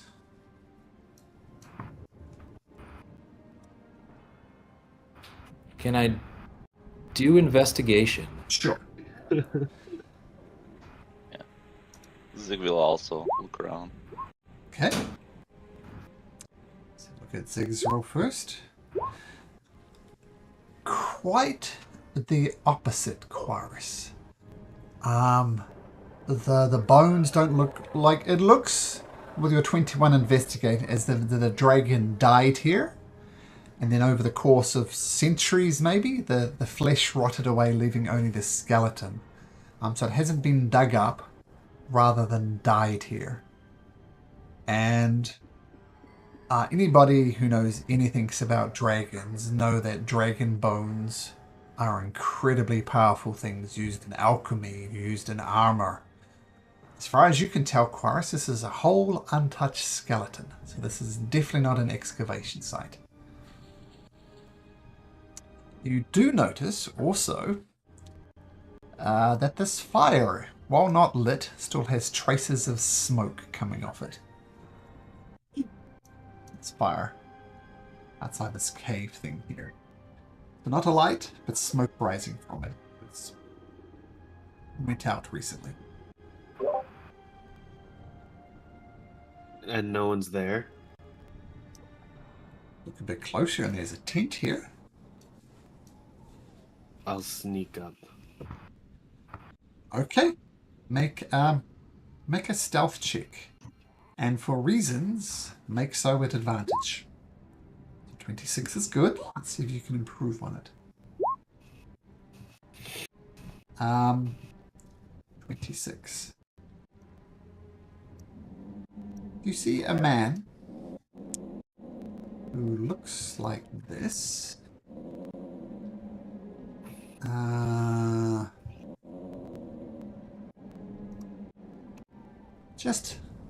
Actually make a perception check as well while you're there, Strife. Make a perception check.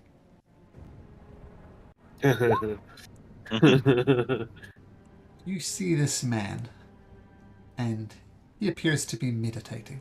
He hasn't noticed you.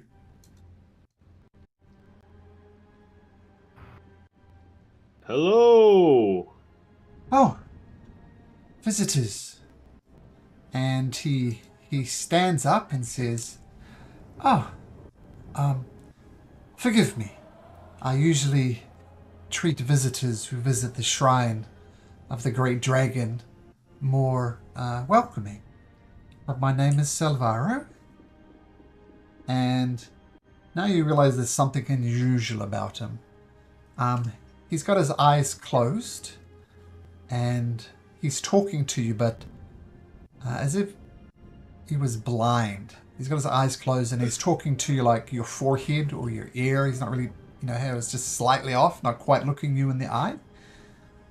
And he says, forgive me, have you come to pay respects?" No.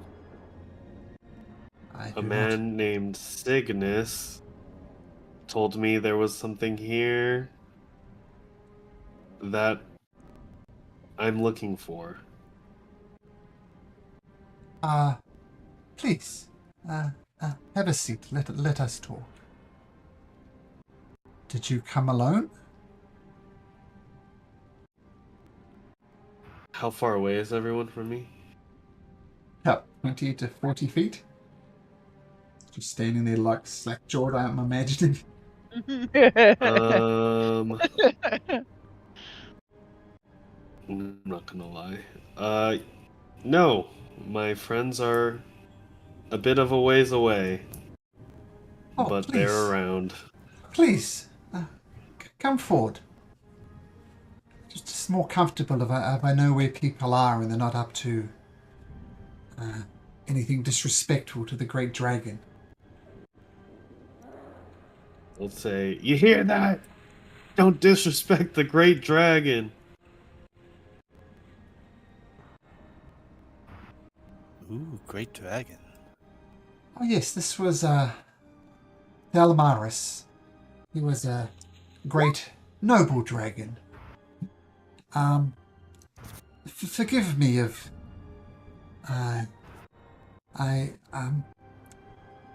and he opens his eyelids, and he is most definitely blind because he definitely has no eyes. It's not Just like Kiva. Oh, Kiva has eyes, but they're damaged. He has Oh, no eyes. Never mind. But Just blind like Kiva is functionally the same, but he's blind because he literally has no eyes. He says, "Please, I'm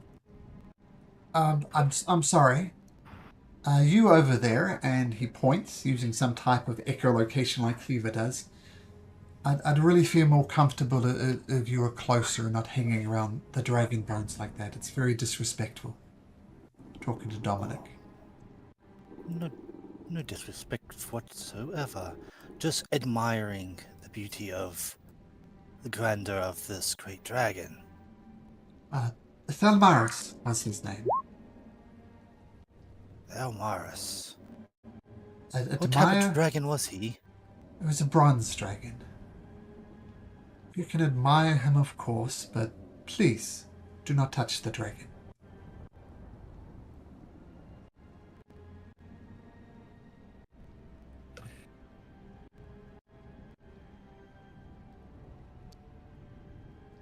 You approach Dominic. You don't touch the dragon or anything. Dominic walks very close to the dragon, but doesn't quite touch it. It's almost like one of those kids that like, let's see how far I can push this without actually doing it. I'm not touching you. As much as a blind man can, Salvara glares at you, Dominic. I believe you are seeking something? Please, let us sit down and conversation. But first, let me make some tea for you all. And he spends a nice next 5 minutes making tea.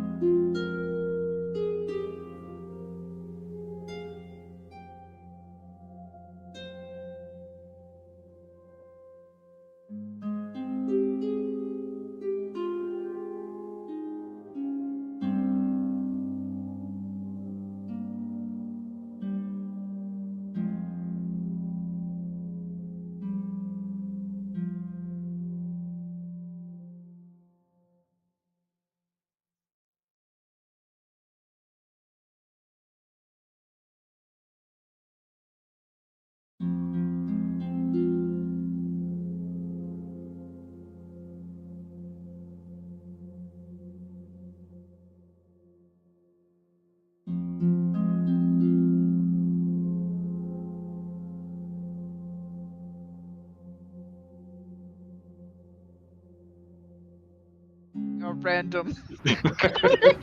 Not even a random, our friend. Yeah, I'm Our pretty sure, so-called friend. pretty sure Doug's got the other version of the dagger on Wednesday, but he's reflavored his, I think. He does. He did. We're going over dead PCs. Don't forget Umi. Yeah, Yeah. poor Umi. Poor Umi. Dead right at the start, pretty much. Pretty close. It sounds like you guys lost a lot of PC. We so far lost only one. Knock on the wood. I mean, I think we just we purposely killed one. One died accidentally. Yeah. Oh yeah, I guess yeah, That's Doug's one. character died accidentally. But But that was more- after he left the campaign, though. yes, That's more of a real world death in which we had to. Death. He didn't die. Doug is fine. not Doug. The player His character is not playing him anymore, so he's really Yeah. dead. He's dead to us. Yeah. Oh, rough. That's the brother that I have in the cart is Doug's character. Oh, This really? guy. Yeah. Yes, yeah. Oh, Doug. Yeah. This is the same guy that plays Uncle Vixen in your Friday campaign, Zig. Yeah, I know. Yeah, so there we go. Uncool Fiction? Is that really his name? Yeah. Their group name is called the Nephews and Nieces. That's who that is. That's so funny. I was He's- looking at the group names the other day. Yeah, So many different ones. he calls everybody nephew and niece. Like there's a druid character who kind of looks like a tree, and he calls him a nephew tree. Really nephew willow, but he calls him nephew tree. So we did a poll, and they decided that the nephews and nieces is a good name, which I agree is a great name. All right, Oh, funny. but Thursday's got the record of most actual character deaths. Really? who's died on Thursday? Oh, Randall. Go first. Yeah. That is Randall and Bass, because remember Doug started with Bass first, and then he went to Drift Yeah, he before died. he ended up leaving. Yeah. Yes, but Dominic. How many of the Um, characters and- aren't Doug? Well, Doug used to play in 4 campaigns, but he had a real life, and now he's only in 2. Only in 2. He plays on Wednesday afternoon. I am now the Friday champion nights. with 3. Oh, you are indeed the champion with 3. All right. So, Salvaro comes out with some tea. He says, "Please, enjoy this tea with me." Now, I first, can't.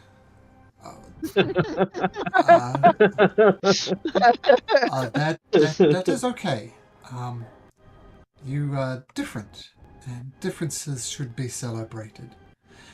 Now, before you ask me a favor, I fear I must ask you one first. I have a history with Thalamus, the great bronze dragon you see before you. For years now I've tended his bone, kept away vermin, kept away poachers, and preserved him as best as I could, for this is the spot where he died. And this is my life now. I dedicated my life to preserving the memory of Thalmaris. But this rain is slowly but surely dissolving away this skeleton. I have some abilities, but not enough to protect the bones from this rain. I've tried covering it in cloth that I spent a year sewing that I was going to use for other purposes, and I tested it on his head to preserve the head, but the cloth just melted away. So I'm asking you, is there anything you can do to help me preserve the memory of Thalmaris? Stopping dissolving. Because dissolving it's almost the curse of Thalmaris, but I'll get there in a moment. Can anyone stop these bones from dissolving? Please. Well, we have a plan actually. We plan to stop the rain.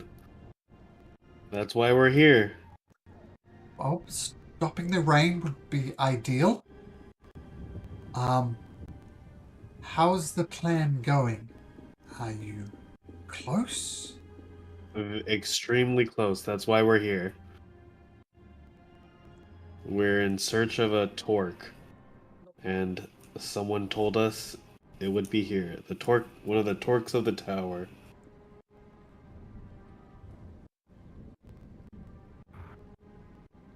I may know where the torque is. I would be foolish to ask what is it you want to do with the torque. What is your plan here? You said stop the rain. How will the torque aid you in that? We wish to enlist the help of, what's that guy's name? Archmage Eden? Master Aiden. Master Aiden. And to do so, we need all the torques to summon the tower, the arcane tower. And it is of utmost important that we do it as soon as possible. Know of Master Eden. I know he was part of that ill-fated group that tried to save the Queen but lost the Prince. I believe there was him. There was Lord Simonda, the King, the Prince, Father Lester, and two people who weren't as famous. One was called Kiva, and one was called Strife. I do not know what become of them. But Master You're Eden... looking at him right now, buddy. That's in poor taste.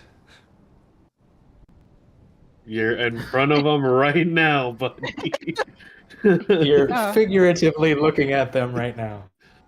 Persuasion check, Strife. Speaking?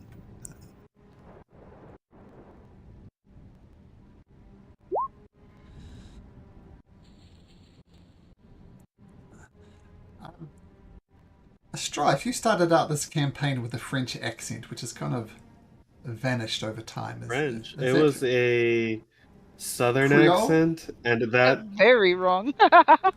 it was the French guy was from Dragon Lords. But Strife is no longer using the southern accent ever since he got rid of his mask. Okay. Wasn't sure of... Like, sometimes I start in an accent, but by the end of my sentence I'm just talking normally, so I'm not sure if the player stops speaking with that southern accent as opposed to the story-wise for it. Yes, he is no longer hiding his identity. You... Strife?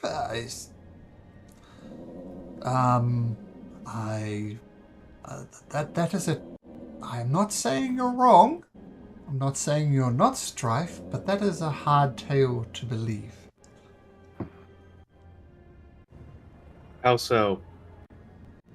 What makes it so hard to believe? Number one, even if I had eyes, I have never met Strife. I do not know what he looks like. Number two, you claim to be Strife. I've had people come here under all sorts of guises. We're here to collect bones to help save the king's life. Lies upon lies. So, I'm not calling you a liar, Strife, but I'm saying it's a very hard tale to believe, and with everybody trying to steal these bones, I fear I've become a bit of a cynic. Well, I guarantee you, we have no interest in these bones. We simply wish to fix the land.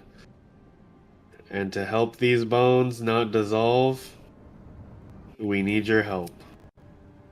Help? I Not a truther. um, uh, I. These damage to the dragon bones is of an immediate concern to me. I will help you with that, with what you seek. But please, if anybody has anything that could at least delay the dissolving of Thalmaris, that would be appreciated. Because quite frankly, if the bones did dissolve, that would be the ultimate slap in the face to Thalmaris. I'd almost prefer the bones to be scattered across the realm. A claw here, a tooth here, a skull there. And this ignominy of being dissolved. So I ask you once again, if anybody can help, I would very much appreciate it. I know it's a difficult task. But there To be fair, Tia, you have a tendency of the holy. Why Isn't do you it? say it like it's a question? Yes. Well, you say it as more of a question because I usually see more destructive things that you do. But is there a way that you have a preservation spell?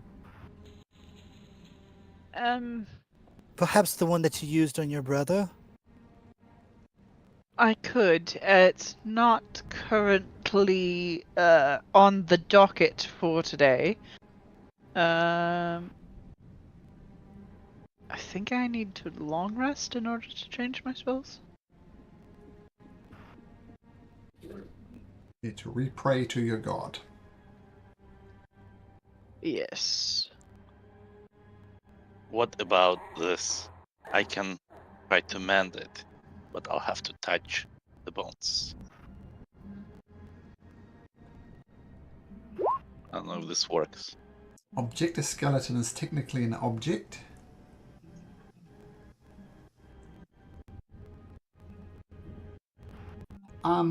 Zig, you would know that this could probably work.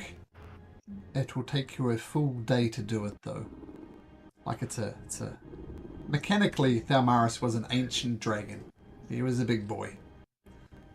Yeah. So it takes day either way. Okay, but I mean, we could do both. How about we do both? You do that, get it all nice and pretty, and by the time I'm done, we should be good to go, right? Yeah. Would that be acceptable?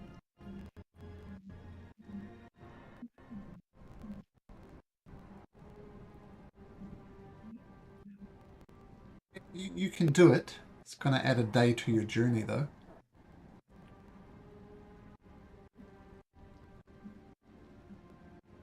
Yeah. I mean, I don't think this guy's going to take us or let us know where we need to go regardless. I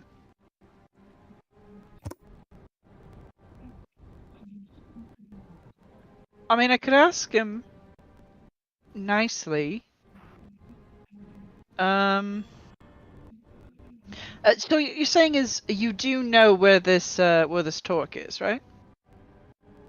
I'm 90% sure I know what happened to it.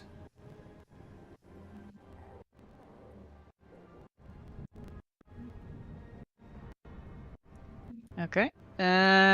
So Strife, I'm going to leave this to you for a second. Yeah. I'm going to go inspect over here. we I'm don't totally casting a have spell off in the spot. we don't have a way to help you in the short term, but in the long term, we can save this sacred skeleton by finding that torque and stopping the problem at the root. So can you please help us? Tyr sounded like she's going to cast a spell. Yeah, it takes a minute though, so I'm gonna let Strife talk to him and get him to do stuff. My only goal is to help the people.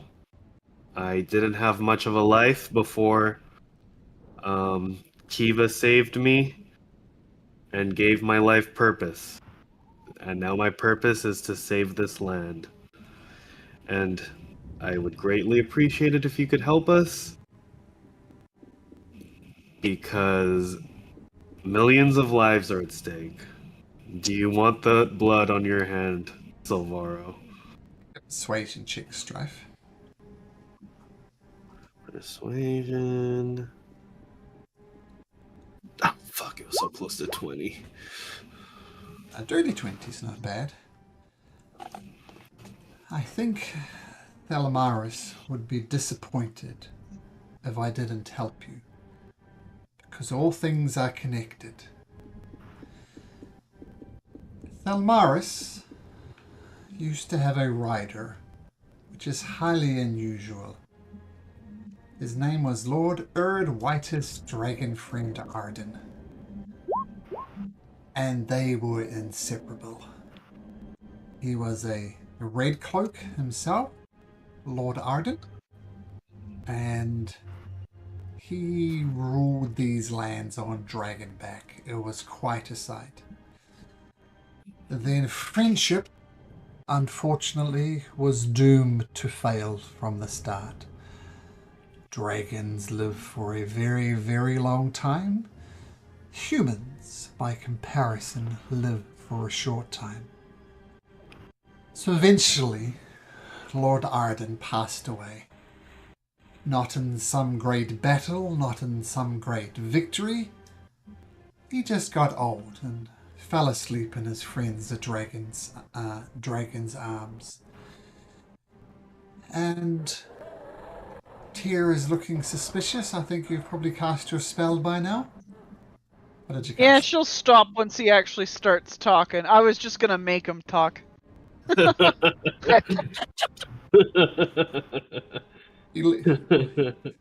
Once again, if a blind man could look at you suspiciously, he's looking at you suspiciously. Once Lord Arden died, he was buried in Thalmaris' tomb, given a place of honor. And that's what it was like for many years, until some unholy creatures descended on the dragon.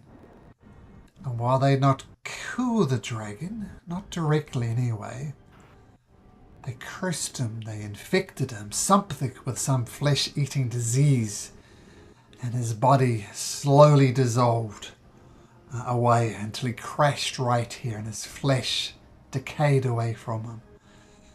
This is why I am so concerned about the rain dissolving his bones. It is a truly cruel fate to one who's already died like this.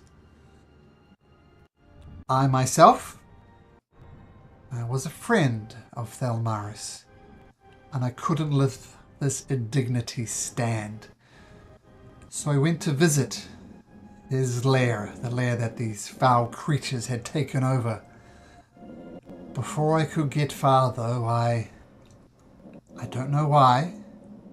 I don't know what caused me to do such madness, but I literally plucked both my eyes out. It is a truly wicked, evil place. And it makes sense, right? I explained it as having no eyes. So I am many things, but a blind fighter, someone who can thrive in darkness. I am not. I can show you where the former lair of Thalmaris is. I believe Lord Arden wore a torque. I don't know if it's still there. I know he was buried with a torque still around his wrist.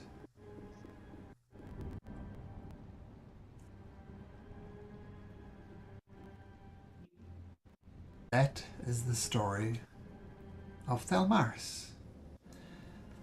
If you travel west of here, about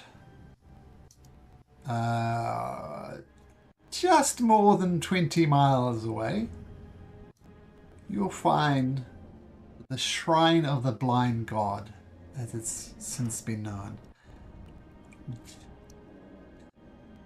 It's more than a hex away, okay?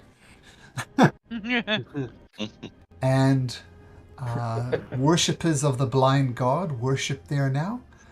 But that was the lair of the great Thalamaris. If you are looking for talks, that is where I would go. Once again, I make no promises that it is still there.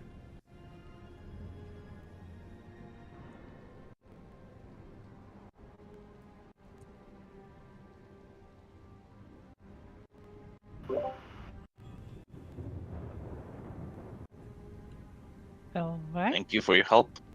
Yeah, that was actually incredibly helpful, and we didn't even have to. Never mind. I'm going to stop talking now. Are you? So you're just going to stay here then? Or no? You're showing us. He's Right? giving you good directions to get there. Okay. Like little landmarks along the way. No, unfortunately, as I said, my job, my fate, my purpose in life is to maintain these dragon bones. You've expressed the urgency of the situation. You've expressed you're looking for a long-term solution to this reign. But I can't help but ask you. Temporary solutions. Anything. I thought I told you that we don't have any.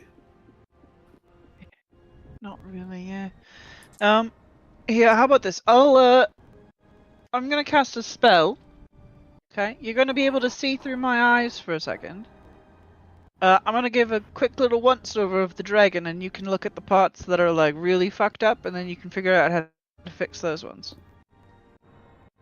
Whose eyes are you looking through?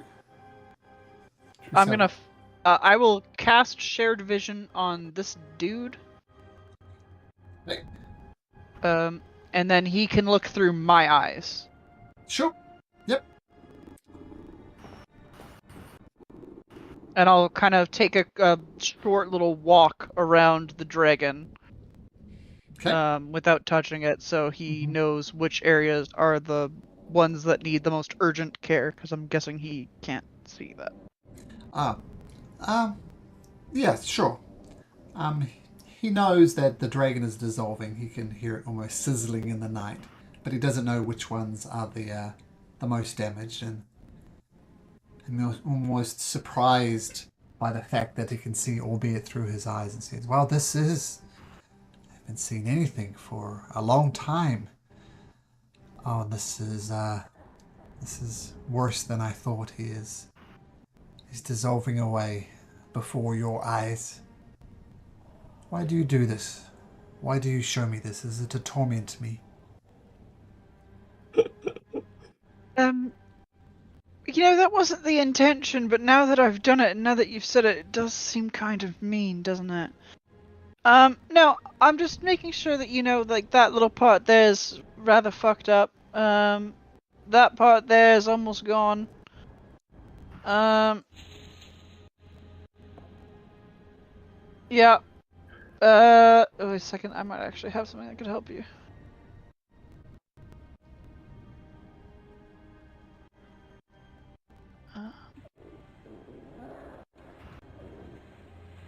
In hindsight, that is quite a cruel torment, right?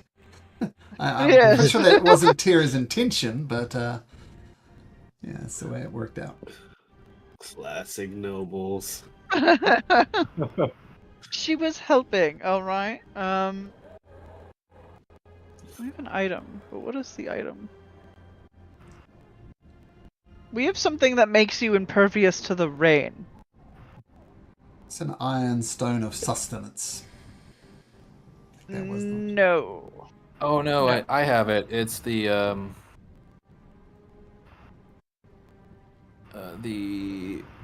necklace of adaptation. Does it say that it has to be on a person? Just says while wearing this necklace, you can. Well, it says you can breathe normally in any environment, but I think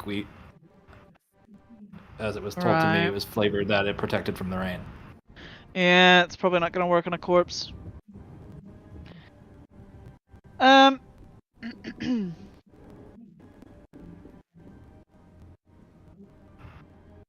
You know what? Have you tried burying it in the mud? Bury it in the rain-soaked mud? That sounds to me as if Throw it would some rocks in it. speed up the process. Did you Ah, mention fuck. that necklace out loud? No. Virus, did you? I can. Yeah. I'll offer it as a suggestion and see what he thinks. Or what they think. I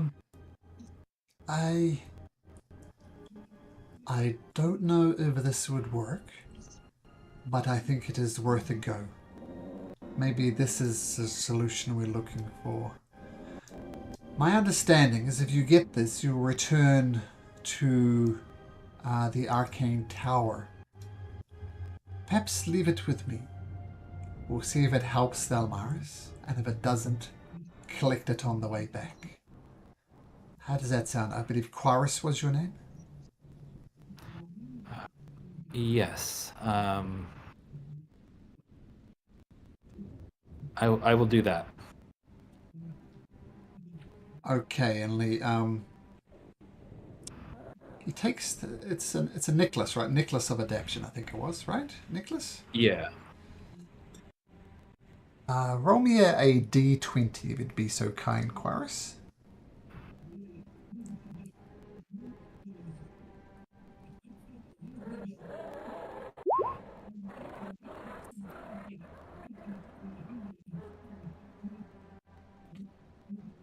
Not Lord Arden, Salvaris, he, if this is, if this is magical, perhaps, it will automatically resize to the dragon's neck. And he places it up, trying to tie it around the neck, as you know, magic items tend to expand to the user. It doesn't expand. And so he places it around the dragon's, one of its claws, which is about as thick as your neck, Quaris, he says. Well, that was disappointing, but we'll see. I appreciate your help, Quaris. You're welcome. I hope it helps, and we'll swing by on the way back. I have a gift for you, Quaris. And he hands you a potion of greater healing. Oh yeah, I can definitely use that. So that's the... Which one is greater? Is that the 8d4 plus 8? Is that right? I think that's right. Greater is 44 plus 4. Yeah. One up from the base. Yeah. Now, I wish you wish you luck on your journey. I see that this potion is going to be helpful. I wish I could give more to assist on your journey. But let me give you this warning. It is the Shrine of the Blind God. It literally caused me to pluck my eyes out. I wish I could give you some sort of advice, but the place is cursed. I wish there was more that I could give, but that is it. Watch your eyes. I know that's saying, like, you know, don't get hit by a runaway cart, but it's not something you can go out of your way to actively avoid. Just be careful, is what I'm saying.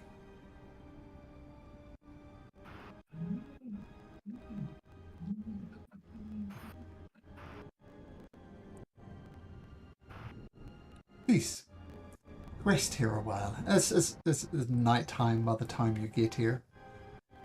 Alcivarus makes you as comfortable as he can in his tent, gives you tea. All he has is tea. He looks quite gaunt, like a lot of the people you see around here. Unless there's anything else you wish to discuss with Salvarus or each other, we can fast forward to the next morning. since we're resting, Zig will do a little bit of mending. Just On the help dragon? out since it takes, if he allows. Oh, he is all for it. And we'll say that the damage part that Tira so cruelly tormented him with are the ones you focus on for you only need 4 hours shutdown time, right, Zig? I think so. 4 or 6. Let me double check. Or forged. Should be 4, I think. They're the same as the elves, I think, in that regard. That's not Like the obvious. Zig trance. is No, mechanically it's 6. a warforged. It's 6. 6. It's Okay. just 6 hours. Regardless, less than 8. So you spend Yeah. much of the time while other people are drinking tea and just relaxing. You actively cast mending over and over and over again. And the severest parts of Thalmaris's moans are repaired. But you've almost done the easy part. The hard part is all the fine work to restore the shape of the skull. All the subtle things are not done, but the big, glaring, obvious things are done. And it reinforces that you could do this, but it would take an entire day. Needless to say, Thalmaris is appreciative of the efforts. And the next morning comes. Salvaris wishes you well, and it gives you the directions to the shrine of the Blind God. And you head off the next morning, hugging close to the Shandar Mountains. And Dominic, roll me a d20. Yeah. Uneventful trip there. And ding ding ding ding ding ding ding ding. You get the torque tingles when you're 20 miles out from the shrine of the Blind God. So you know the last torque you are looking for is presumably in the shrine of the Blind God. Now with the instructions from Salvaris, you look for a waterfall and pushing through this waterfall, you do and find it leads to a cave system. And let me just set you up here. Oh, we don't need Kiva. She'll probably come next week, but we do need a Quarus. Do need a Zag. Do need a Dominic. We do need a Strive. Here. We need a Zig. And I think that's everybody. Let me just check one thing.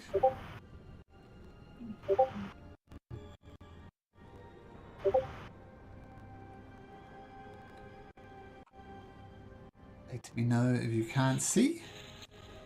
You should all be. Well, I dragged you two on the map as you enter this caving system. I can see.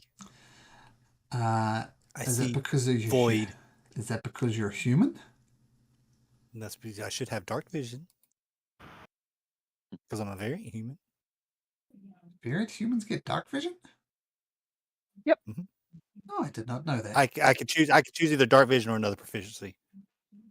Oof. There you go.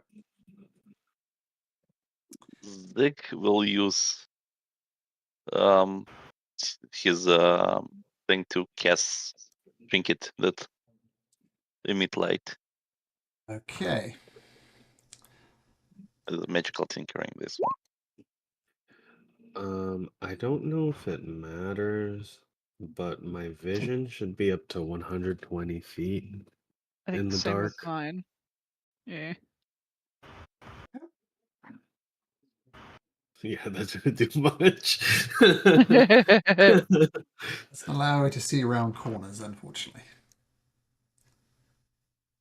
Dang. Yeah. Okay, so you enter underneath this waterfall, and if nothing else, actually the waterfall is still fed by the rain, so it's still unpleasant. But you enter this underground caving system. There's like a a switchback back here to enter the cave.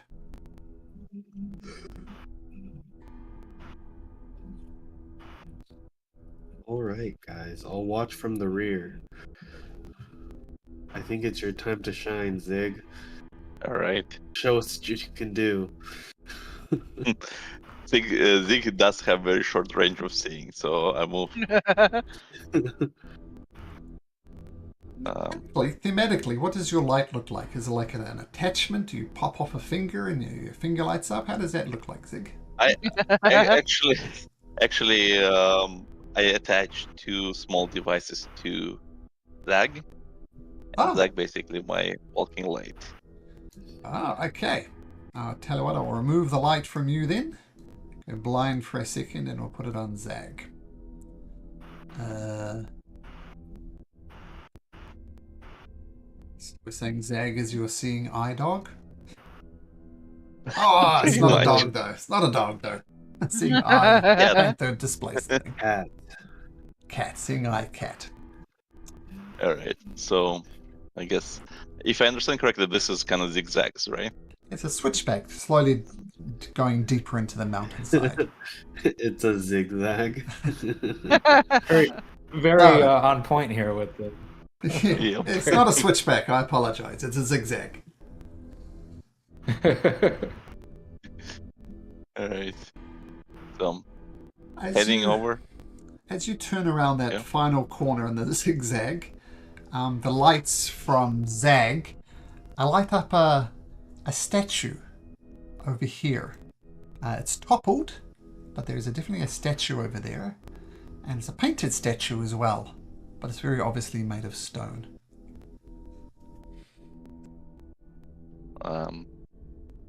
Does it mean anything to me? Like history, maybe check, or it would be after my time or before. No, you wouldn't know. You wouldn't. Yeah. No, you wouldn't know. There is some observation. See statue. Just continue. How bright is your light? It should be only small range, so I don't know if it's proper. Actually, range. I wanna stay out of the radius of the light. It's really like 10 feet, Malcolm. Okay. So It's 10 feet. Okay, I'll make it a bit smaller. So 10 feet of bright light and 10 feet of dim light? no, 5 bright, 5 dim. But I have 2 of them, so I don't know if they compound or not. I'll make it 10, 10. 5's a bit low. But sure. And actually, Zag will go a little bit ahead of me. So Okay. we'll go like this. So if it matters at any point, Strife, even if you are close to Zig, or Zag in particular, we'll just say you're out of his light. Okay? Even though the map might say something different, because you obviously thrive in the night. As you come around the corner and see the statue is of some knight rather. He's broken, toppled, his lance has fallen down beside him and broken. But he's wearing a red cloak. Is the most unusual thing about the statue, I guess. Observation: red cloak could be. What was the name of that guy? Dragon friend. Yeah, Lord Irad Vitas. Vitas. Yeah, I'll copy it. This was the full name he gave. Oops. Fail on my copy. Lord scripts. Irad Vitas. Arden. Dragon Knight. Dragon friend. I just say Lord Arden. It's not copying for some reason. Right. Copy. Arden? Is he related to the constructor? Oh, Arlen. Yeah, that was just Arlen. Yeah. Never mind. Malcolm, also Pet does have dark vision, so I would instruct it to let me know if there's enemies or something dangerous it sees. Sure. So this way we don't meta game, but you can let me know. It has normal 60 feet. Okay, got it. All right. So I'll try to. So I convey to the party, like, back. Can I inspect it to see maybe there's anything else? Oh, make an investigation check as you kind of scan the body. 19. The most obvious thing around him is he's wearing a clay torque around his wrist. Well, the representation of a clay torque. It's obviously part of the statue. Not the actual clay torque, just a detail on the statue. The statue has clay torque icon. Not real, just image. It's promising, So- at least. Yeah. So I'll just continue, I guess, straight. As you look around the On the corner, there's some very unusual mushrooms and growing along the wall. Up until now, it's pretty barren, but there's some very unusual mushrooms growing along the wall. Anybody What thinks they does might make know? them Well, anybody who thinks they might know about mushrooms, I don't want to ask that question again. Can make a nature check. You think your character would know about mushrooms? Make a nature check. Well, I would think that the druid would know, even though Sure. I'm not proficient in nature. Sure, you can make a nature check. Druids are never proficient in nature. It's the weirdest thing. Because nature needs to be a wisdom stat, not an intelligence stat. But you are proficient in animal handling, is that right? Survival, Survival, okay. which is wisdom. which is wisdom. Well, druids will have to live with the ability to cast spells and wild shape. You might have to live within those limitations.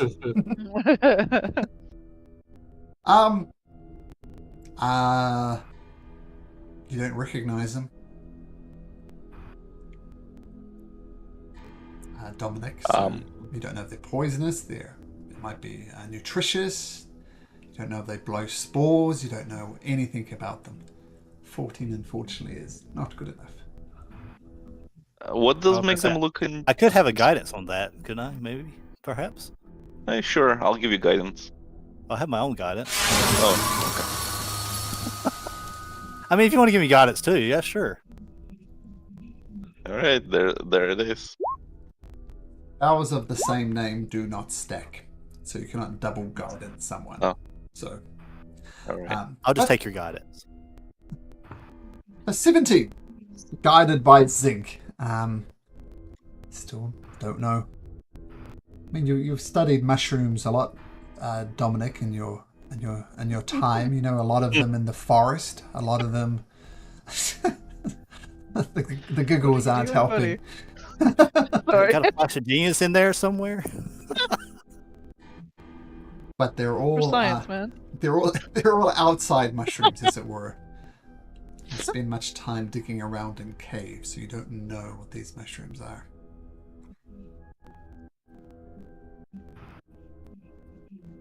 All right. What does make them look unusual? Like, It's just Are they Mushrooms glowing? typically unusual looking. they're not glowing. It's only by the light of Zag that they light up. Do you notice? No, you don't. Not you. You don't notice. Yeah, just mushrooms. Look quite big. They are big. I that's command true. I command Zag to go a little bit ahead, rather than. Okay, no mushrooms sprout up or anything, and Zag does spot some type of obelisk sticking out the ground with several dead bodies around it. Actually, make a perception check. Can you make a perception check for Zag, please? Zag? Yeah. Yeah. I'm trying to see where the button is. Well, he has +8, so I'll just roll manually. 20 +8. Jeez. Did I roll correctly? Yeah. I mean, roll You, it, did. yeah. You rolled a natural 20. So you get a lot of All right, information. 28. Number one, it's weird. The obelisks aren't placed. They seem to have grown out of the surface of the ground. Like it's almost a natural feature of the cage. But it doesn't make sense because caves don't grow like this. but the plinths appear to have grown out of the ground, and there's bodies there. But with a natural 20, that's not the only thing you spot. Just before Zag gets in there, this art's a little odd, because this thing is almost entirely transparent.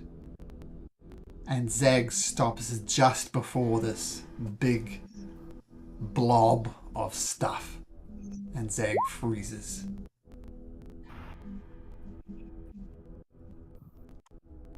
Well, I did instruct it to alert me, so I guess just a horn or something it would make. Like, It hisses. actually, no. You know what would be the lights on him will flash twice for danger.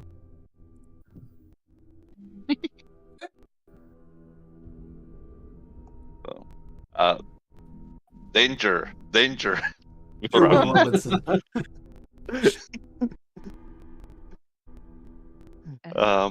There's so I don't know if I can see though, so I don't know what there is. Actually, no, he has lights, right? So it would lead up, or Yeah, and you look at the way Zag's, now that he's flashing danger, you see his headlights zoom on it. They distort ever so slightly. As I said, the art's a little odd on this. This thing is almost translucent. It doesn't really have skulls floating around in it. So what do you guys do? I turn What back. does Zag do? Yeah. Right now it will just hold. Do we attack? Is there another way around? No, It's it right, blocks the way. Yeah, we have to go through it. Yeah.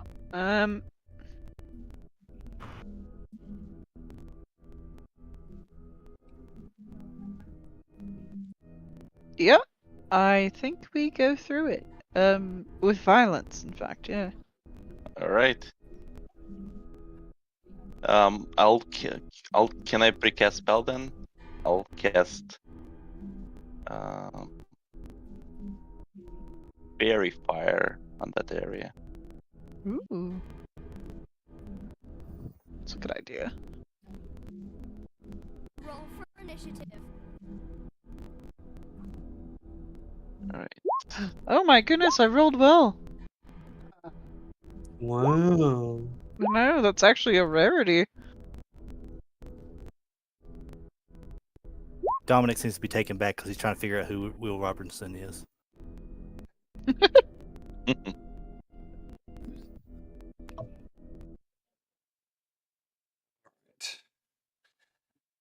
So, as you prepare to where's Zig? The creature was waiting until some type of regression happens, and it's smart enough now that Zig is up to no good. So it's going to take a prepared action and attack Zag. No. Just the once. What Zag armor class? It's 15, is that right? 15? Yeah, 15. It is 15, yeah.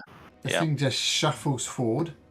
Zag takes 16 points of acid damage and is trapped inside this creature. Mechanically, Zag is restrained inside of it. Okay. It shuffles forward ever so slowly. Strife, you see Zig preparing to cast a spell, but you're quick. What do you do? I shoot that thing immediately.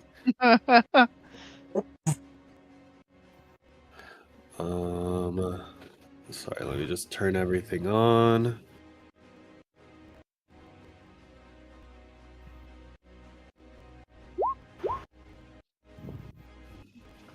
$27. Don't think you can do sneak attack damage. It's from advantage from your darkness. Yes, absolutely. So that's 34 points of damage. Your arrow sinks into this blobby thing, but it doesn't quite do as much damage as you were hoping, as it's gelatinous form just almost absorbs the arrow. Well, that sucks. Again! Okay. Maybe not. Does a 15 hit? It does. Nice. Actually, so And you I do will... 8 piercing. So that's actually, yeah, okay, got it. Just had to adjust for the piercing resistance, but not the other resistances. And then I will attempt to incapacitate it with a mind-piercing shot. And immune to the incapacitated condition. It cannot be incapacitated. Is it immune to psychic damage at least? Actually, I'll make a wisdom saving throw, and if it fails, it will take the damage. Or was it 0? So it'll take 5 points of psychic damage, but it won't. No need to make the save. Is that your turn, Strife? Yeah. The creature is going to take a legendary action just to bloop, go forward a bit. And during its move, Zag takes another 22 points of acid damage. As you see him dissolving away inside of it. Whoa. Okay. Tyr!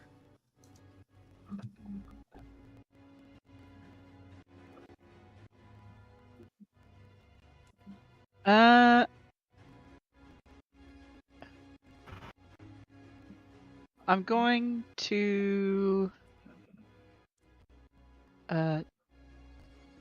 Does it look like it can hit me from where it's at? I'll give you a perception check.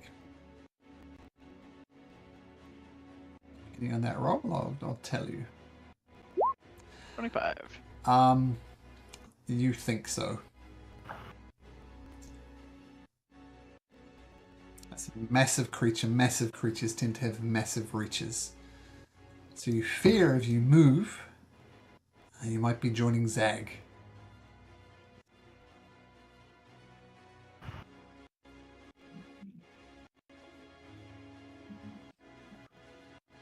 Okay.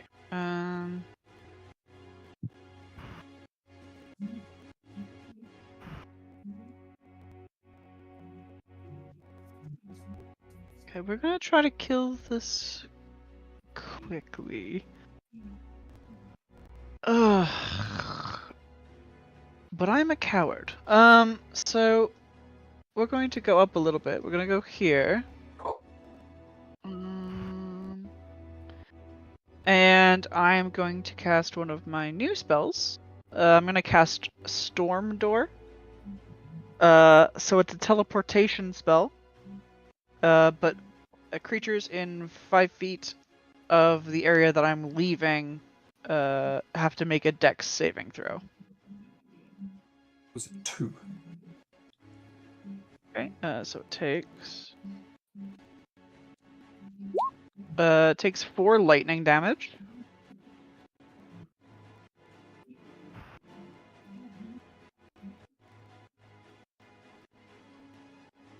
Okay, and then I bamf all the way across the other side of the room. And that'll be my turn for now. Nice. Okay. At the end of Tyr's turn, Zag might be dissolved. You can rebuild Zag, right? Zig? Yeah. Ooh, like 17 more points of acid damage at the end of Tyr's turn. Yep, he's done. Down. Down. Oh no! Dissolve, not Zag. Blip comes into your square and is going to. Actually, it's going to do 2 things. It's going to try and just bop you. Oh, rolls a natural 1. That's not good. But I need you to make me a dexterity saving throw. Zig, I might have done this wrong for Zag. But Zig, we'll go from here. Make me a dexterity saving throw.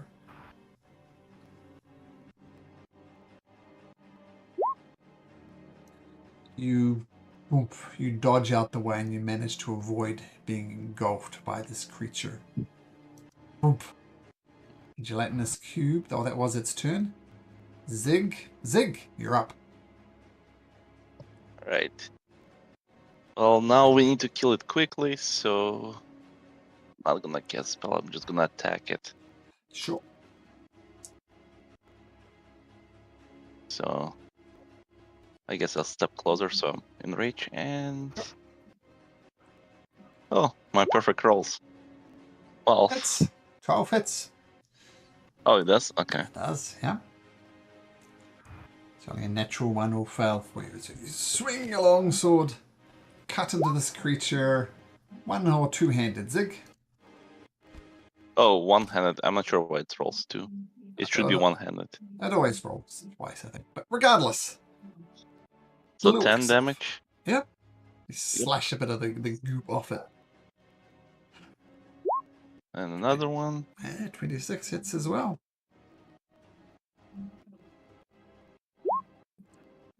So 11 slashing.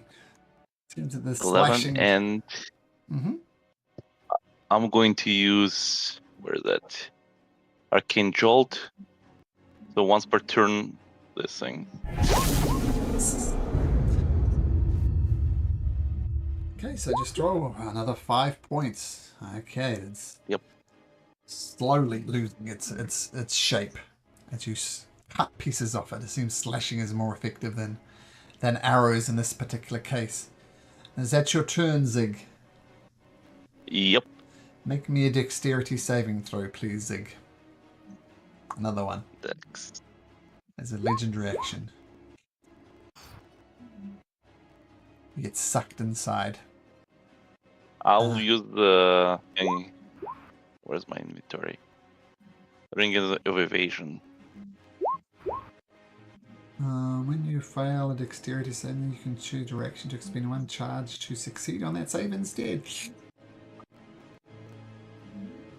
Nice. Hey, very good. Okay, so that was his legendary action. Quaris, you're up.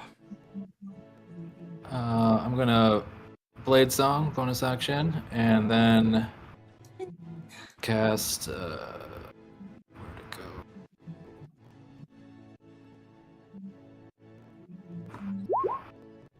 Hey!